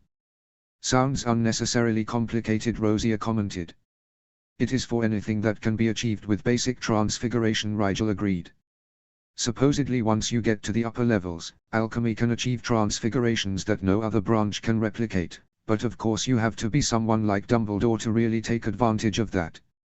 It does seem to have interesting applications, though, Pansy said. At least, you have a better understanding of transfiguration than we do, and that's Draco's best class. Draco snorted. Rigel studies too much. The look he shot Rigel made her think he knew where she'd found the time to pursue such advanced topics and was probably still annoyed that she'd had a time-turner for the entirety of last year. She smiled sweetly at him, aware that he couldn't say anything about the time-turner without getting her interrogated by the unspeakables for breaking contract. All he could do was glower back at her silently. She had to admit he was good at that. Eventually, and almost inevitably, the conversation circled around to what everyone was trying to pretend they weren't waiting for. The announcement. "My uncle knows something," Rookwood said. He sounded certain. "He came to Hogwarts this year for more than just teaching." "You think there will be creatures involved?" Draco wrinkled his nose. "Like some sort of circus?" "If there are creatures involved, they won't be the kind you find in your average menagerie," Rookwood reasoned. "Uncle Aurelius is renowned as an expert in dangerous and hard-to-handle beasts. The only one better in his field is Master Scamander himself." "Oh good, more danger at Hogwarts," Rosia drawled. "I'm sure the Ministry has everything under control," Pansy said. After a moment she cracked a reluctant smile. "I sound entirely foolish saying that." "Utterly balmy," Draco agrees. "The Ministry. In control of something. Bite your tongue." "The party will have it in hand," Rookwood said, shrugging unconcernedly. "Because they've handled things so well in the past," Rigel thought. She didn't say it out loud, but Draco's sharp glance and the spike in her head from Dom told her that her feelings on the subject did not go unnoticed. Rookwood and Rosia left about an hour before dinner, and Pansy rose as well. "You boys ought to smarten yourselves up for dinner. If there's really going to be dignitaries or press, your families will want you to look sharp." "Mine won't," Rigel said, smirking. "I'm sure you'll make an effort for my sake then," Pansy said primly. She would, and the other girl knew it. Sighing, Draco stretched and gestured for Rigel to come along. "Might as well get dressed. If we hurry, Pansy will have plenty of time to tell us what we've done wrong." "Don't tempt me, boys." Pansy laughed as they scurried off to their room. "And don't forget to change your shoes, Rigel." She looked down at her very serviceable black boots.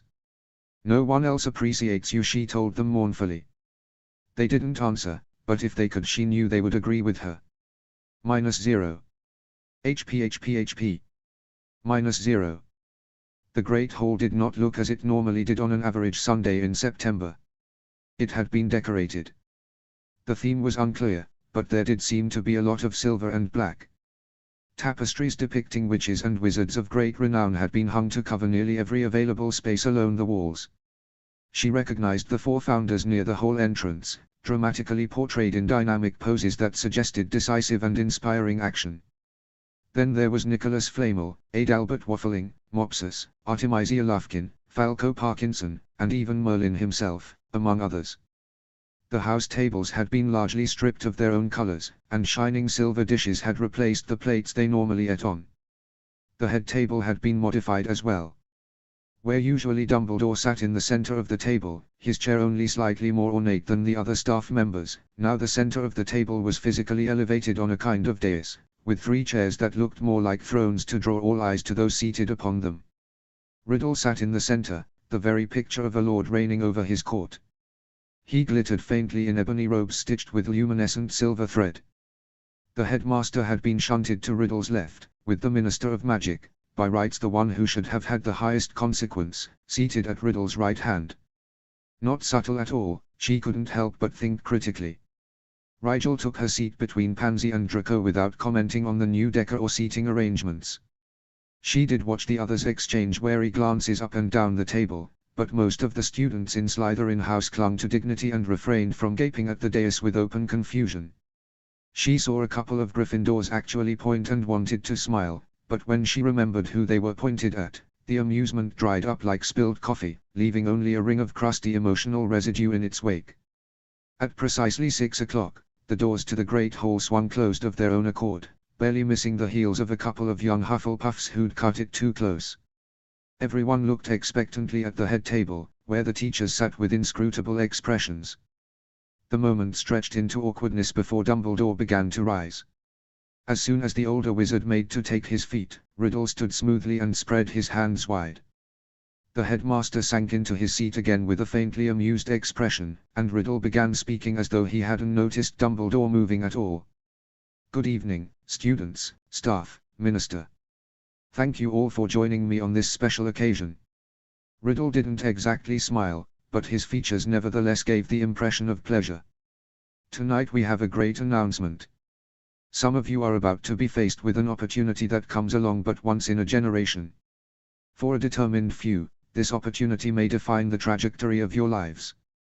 The hall was filled with rapt faces and students leaning forward in their seats to see and hear better. "Before we get to that, however, let us feast." Riddle clapped his hands and food materialized on the tables to the tune of hundreds of disappointed sighs. The man certainly was sadistic. The clatter and chatter of silverware and students echoed up and down the tables.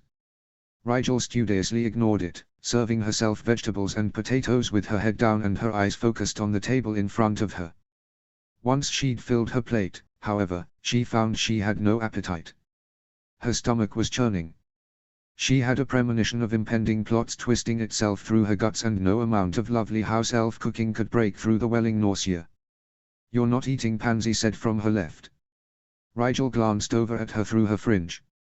"Not hungry," she admitted. "Don't work yourself up over this," Draco advised lowly from her other side. "It won't be as bad as you seem to think." Rigel knew, somehow, that he was wrong.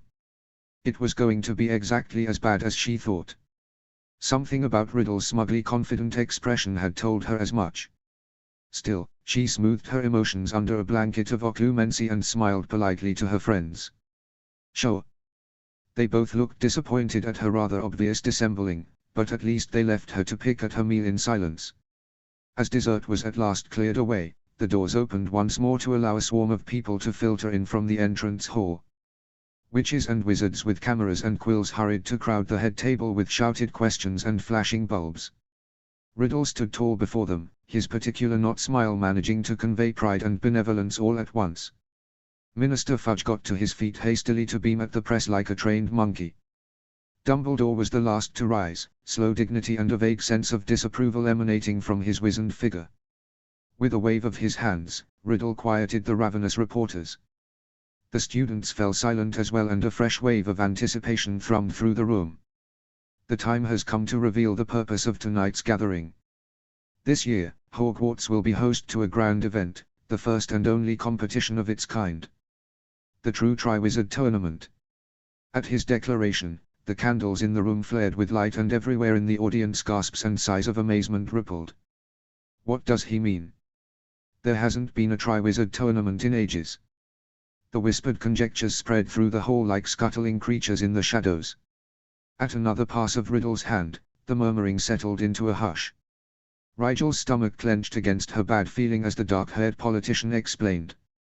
For many years in our society a great debate has dominated the collective sphere. What makes a great witch or wizard? Is it nature or nurture?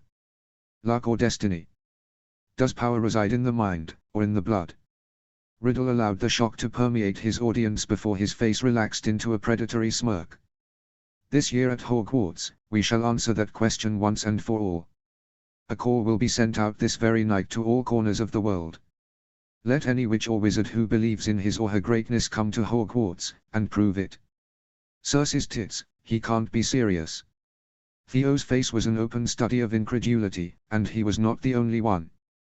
Rigel's eyes slid from one shocked expression to the next. There was the leader of the SOW party, famed wizard of power and blood purist extraordinaire, declaring the question of blood supremacy unresolved.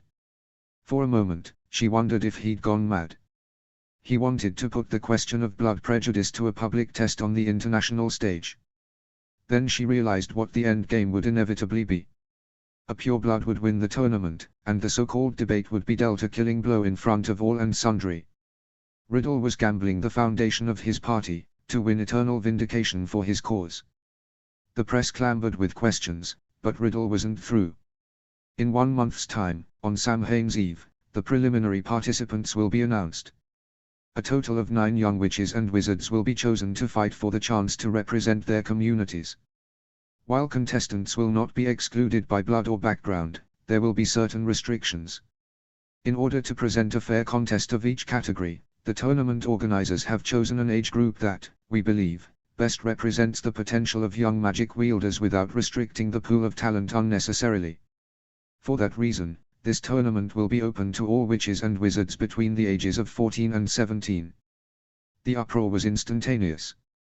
Younger students took to their feet in outrage at being excluded, while those fourth-year and above students whooped with wild delight. Why have an age range at all? Millicent did not look particularly pleased to be included, mostly she seemed puzzled by the criteria. Wouldn't the older students automatically outperform the younger ones?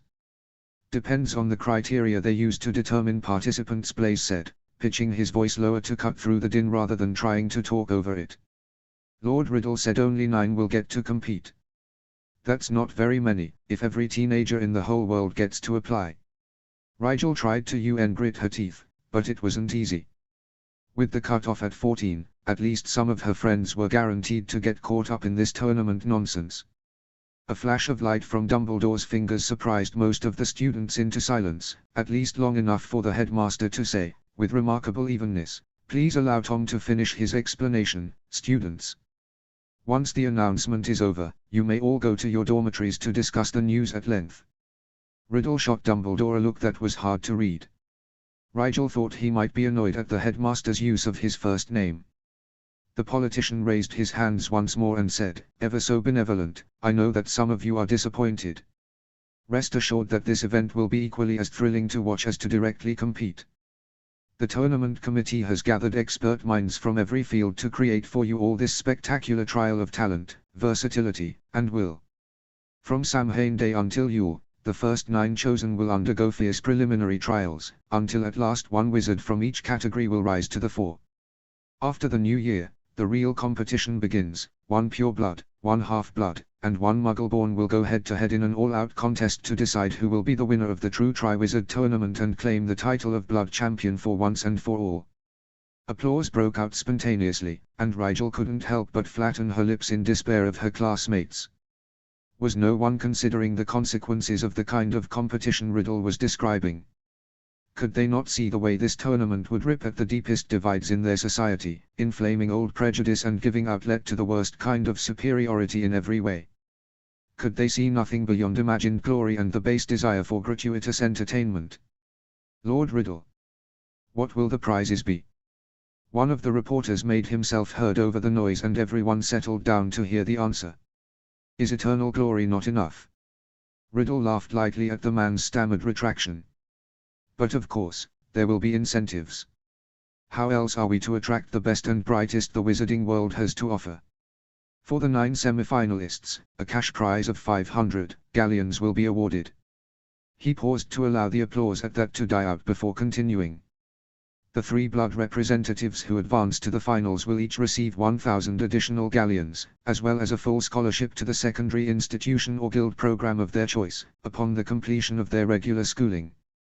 We have partnered with nations worldwide to ensure that any finalist from anywhere on Earth will be afforded the very best in advanced educational opportunities. There was a great deal more applause at this. Rigel supposed uncharitably that it was hard not to support educating promising young people. As for the blood champion, whoever that may be, he or she will win an all-expense-paid world tour, where the champion will meet influential and outstanding witches and wizards from participating nations in a wide variety of fields. The champion will earn one other prize as well. Would you like to see it? The encouraging cheers did not leave any doubt that everyone would, if Riddle didn't mind, very much like to see whatever it was.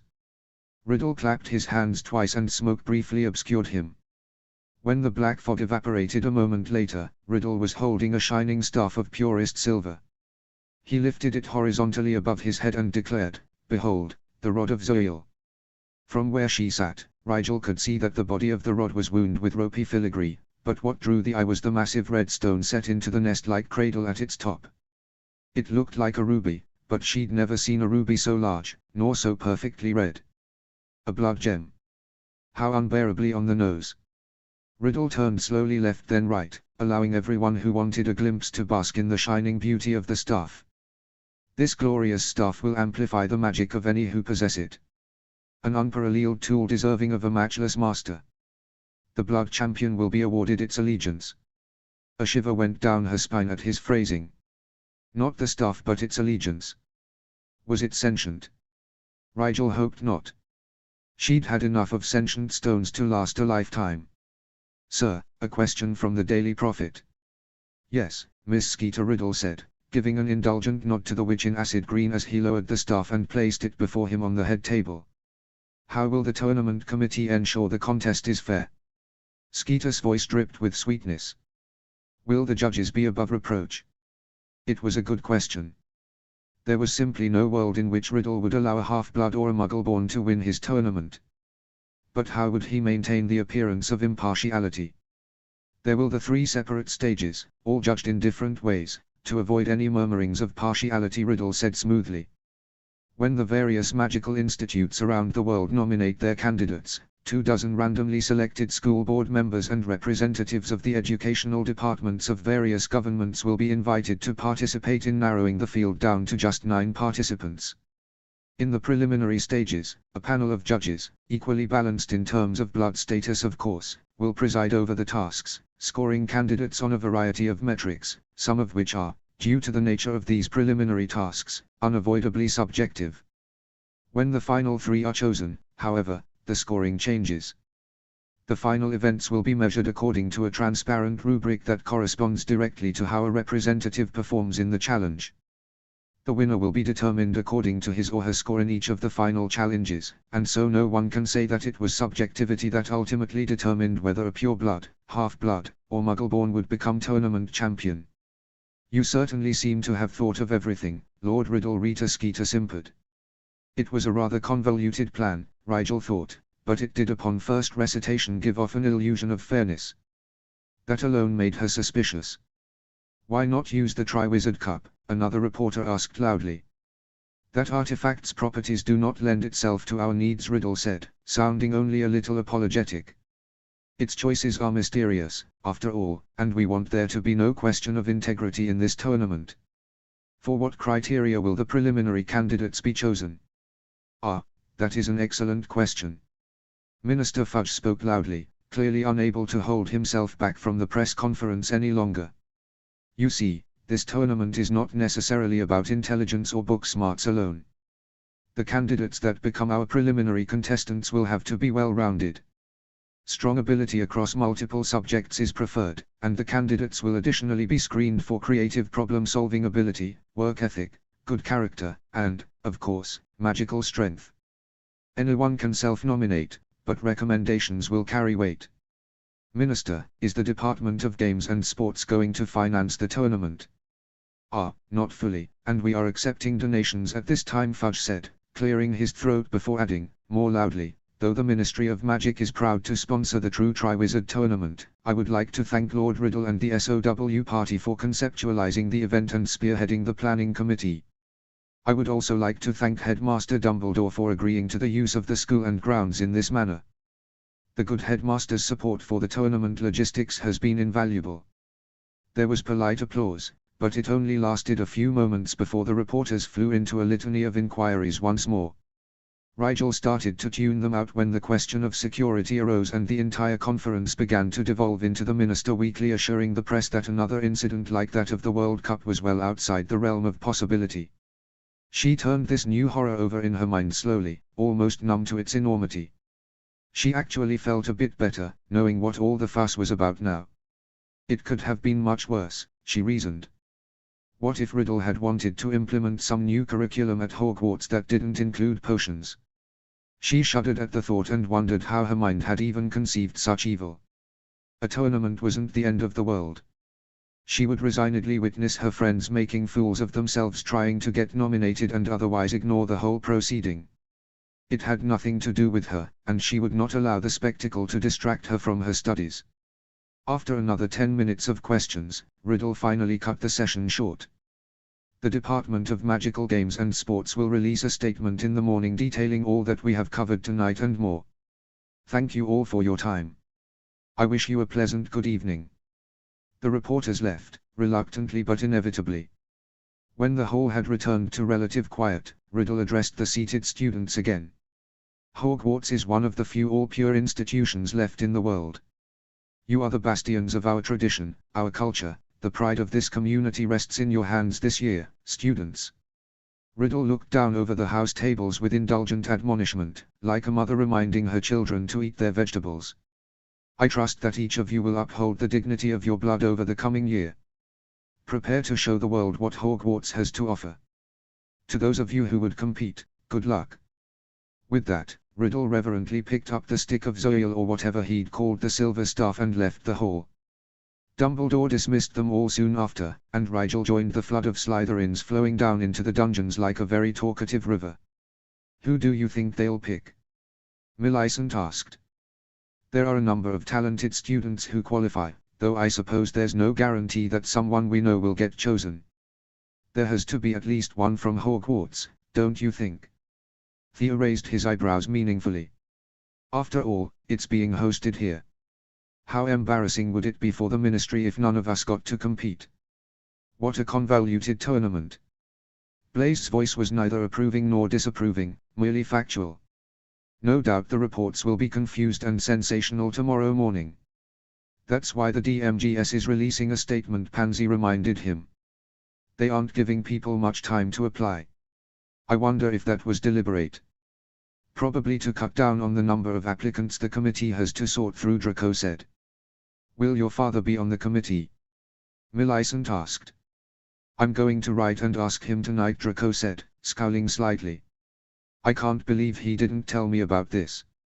Probably knew you'd tell your friends, Theo guessed. As they approached the corridor that branched off towards Snape's office, Rigel peeled away from the crowd. Rigel. Draco frowned at her as the others slowed to see where she was going. I've got to talk to Snape about something, she said, waving them on. I'll meet you back in the common room. In truth, she didn't have any pressing matters for her head of house. She just didn't want to listen to her friends over-discuss the tournament for the next hour. If she could stall long enough in Snape's office, they might be done talking about it by the time she got back. Are you going to ask for a nomination? Nott's voice was both incredulous and admiring. Working fast, aren't you? Rigel did not disguise the look of distaste on her face. Not on your life. She took her time walking through the dungeon halls. What was she going to give Snape as the reason for her visit? There was one thing she had been meaning to ask him about, only there hadn't seemed a good time to bring it up. As she researched magical transference in her free time, she'd become more and more concerned about what Riddle had intended that day in the spare classroom. Rigel wanted to ask Snape if he'd noticed Riddle doing anything to her magic, but she was afraid to know the answer. What if he had known what Riddle was doing and hadn't told her? She had to admit that would hurt. Rigel knew Snape didn't approve of the way she'd handled her magic last year, but she didn't like to imagine that the potions master would go so far as to allow her to be violated in that manner. She could feel resentment threatening to climb up the column of her throat, so she swallowed it down forcefully. She didn't know anything for certain. Perhaps it was past time she asked. She knocked on the familiar office door. There was a longer pause than normal before Snape's voice called for her to enter, and he sounded a bit off. Wondering if she'd come at a bad time, Rigel turned the silver knob and pushed.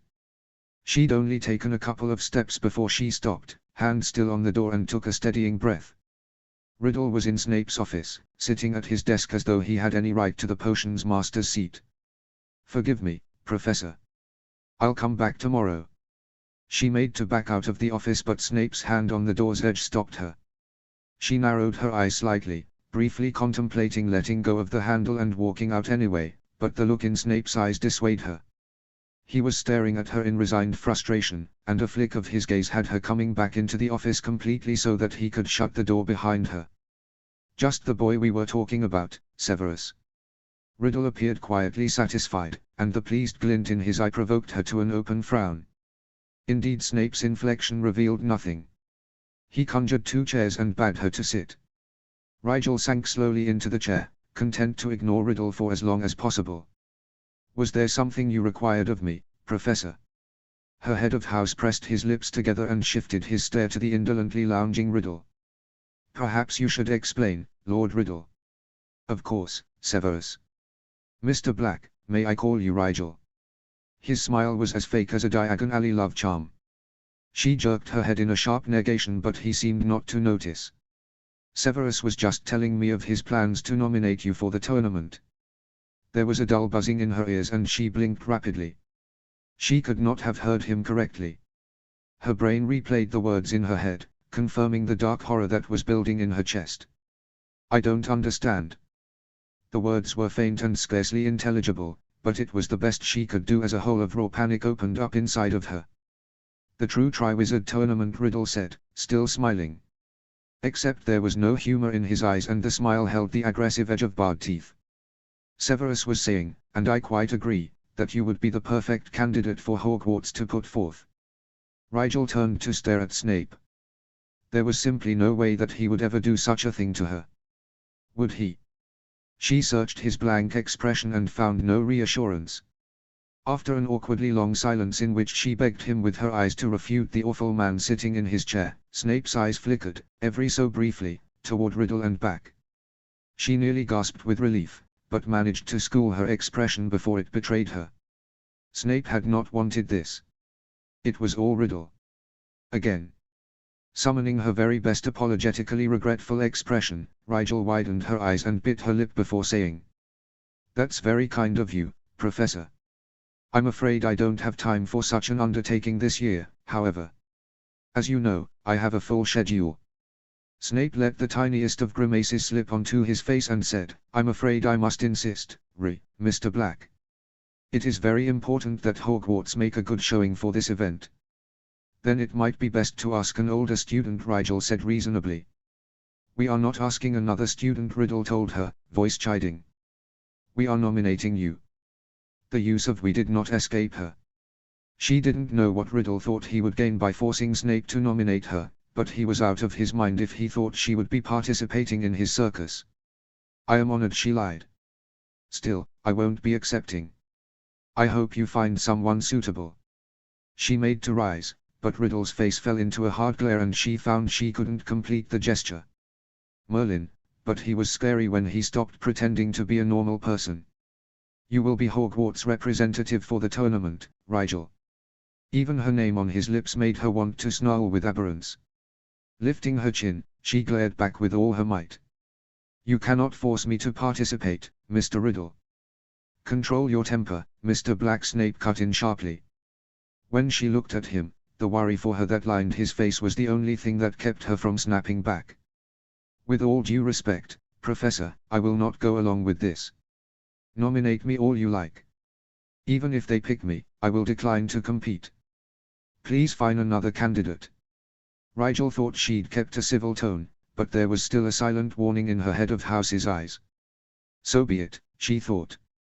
If I have to defy even Snape to avoid this tournament, I will. To her surprise, Riddle merely smiled again. "You have 30 days to change your mind. If you remain uncooperative, I will devise a means to change it for you." "What does that mean?" Rigel stiffened her spine against the thought that he would use nefarious means to control her somehow. Even Riddle could not get away with the imperious curse, but she did not put anything past the abhorrent politician. "No one is unpersuadable," Riddle told her. The way he said it, emotionless as a remark on the color of the sky, was the most ominous thing about it. "You have nothing I want," she asserted. She couldn't think of a bribe that would be worth the dreadfulness of getting wrapped up in his little opera. No amount of money or knowledge was worth that. "We shall see." She stared in incredulous fury at the wizard before her. He thought he could just make her do something she didn't want to do. Let him try. Rigel kept her glare up until she felt the familiar flash of pain that was Dom's warning behind her eyes. She broke his gaze at once and stood. "If that is all, I best get back to the common room. Good evening, Professor." Without waiting for a reply, she fled the office. It was only halfway back to the common room that she realized her hands were shaking. Closing her eyes, she slumped against a cold stone wall and let the rage crash over her. How dare he? What the hell did he think he was playing at? And Snape just stood there and let him. With a slightly shaky laugh, she realized that was what upset her the most. Was her professor really so spineless? What did Riddle have over him, that he bowed to the man's every whim? She grimaced against the bitterness and straightened slowly. What did it matter, really, why Snape capitulated to Riddle's insistence? All that mattered was what she would do next. Rigel was on her own, that much was clear. That was fine. She would be her own support, as always. Dizzy with the swirling implications of the night, Rigel made her way back to the common room and pleaded a headache when her friends waved her toward their chairs. She retreated to her room and dug in her trunk for a certain mirror. Archie needed to know about the tournament. At the very least, it meant many more eyes on Hogwarts than they'd even anticipated. The ruse would be tested that year like never before. -0. SSSSSS. -0. Must you aggravate the boy every time you encounter him? Severus was hard-pressed not to let his expression betray his dismay as he locked and warded the door after Rigel Black's abrupt exit. He purposely provokes my displeasure, Lord Riddle said unconcernedly. Eventually, he will learn respect. That, or he will suffer the consequences. Severus suspected it would be the latter. Rigel had very little sense of self-preservation, apparently. How will you convince him? He asked. He very much doubted the average inducement would appeal to a boy like Rigel Black. Riddle's expression turned sardonic. How would you go about it? Severus gave it honest consideration. His lord would accept nothing less. It won't be enough to offer something he wants. Black could easily agree to participate and then make a poor showing to spite you. Riddle let out a noise of agreement. You will have to offer him something he cannot afford to refuse. What that may be. Severus lifted a shoulder. I've no idea what he might value so much. He's a 14-year-old boy. It will not be difficult to discover, Riddle said confidently. After a contemplative silence, the dark-haired man shook his head and refocused. Regardless, I had another reason for seeking you out, Severus. He had wondered when Riddle would get around to what he'd originally come down to the dungeons to speak about. Certainly neither had expected Rigel to walk into the office so blithely. Severus suspected that Riddle would have waited until the end of the month to inform Rigel of his nomination, had the opportunity not presented itself so invitingly. The Potter girl, Riddle said, and Severus' attention snapped back to him in surprise. What about her? He drawled, conveying to the best of his vocal ability that the girl ought to be of no concern to Riddle.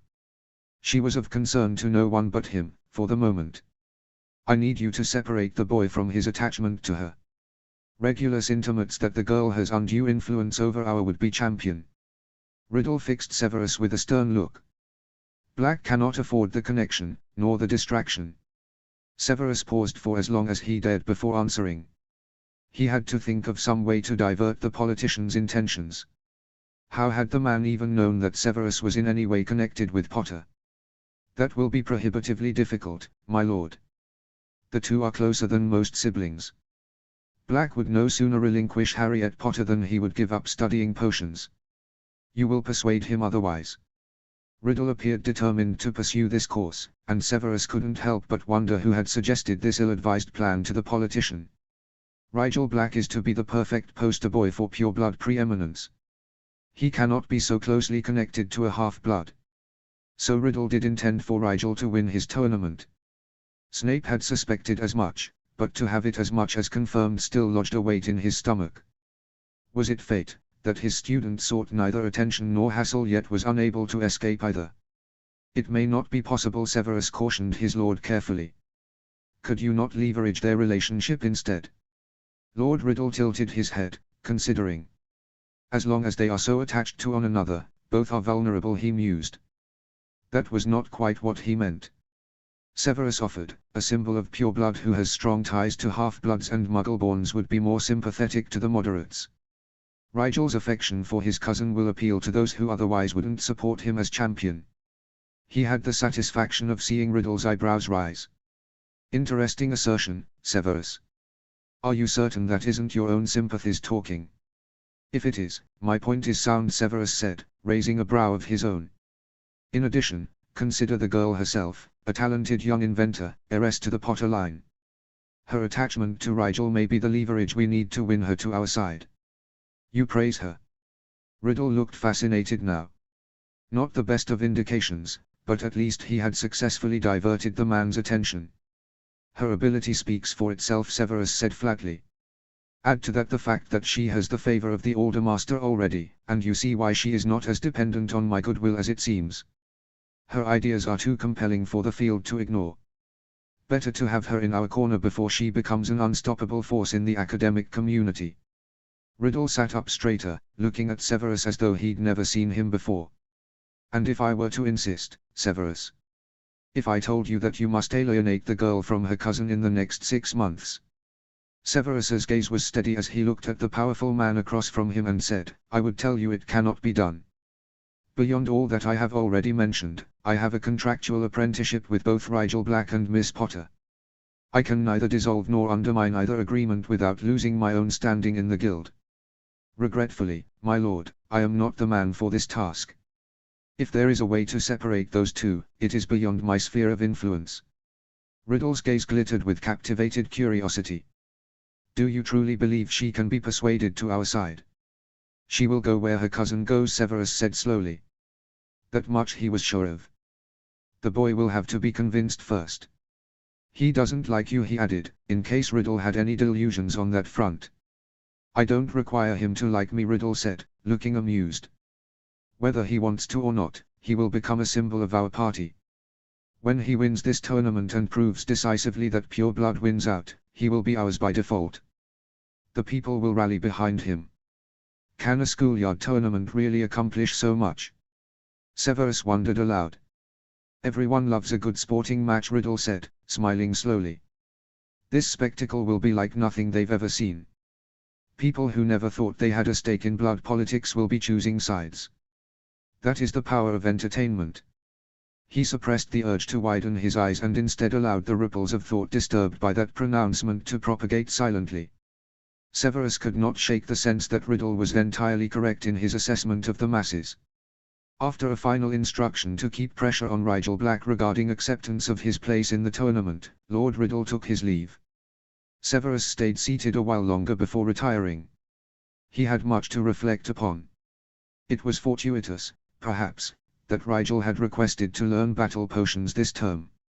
Almost as though he knew what was in store for him. All Severus could do was prepare his student as best he could for what awaited. There was nothing else for it. -0, 0, 0. -0, 0. -0. End of chapter 6.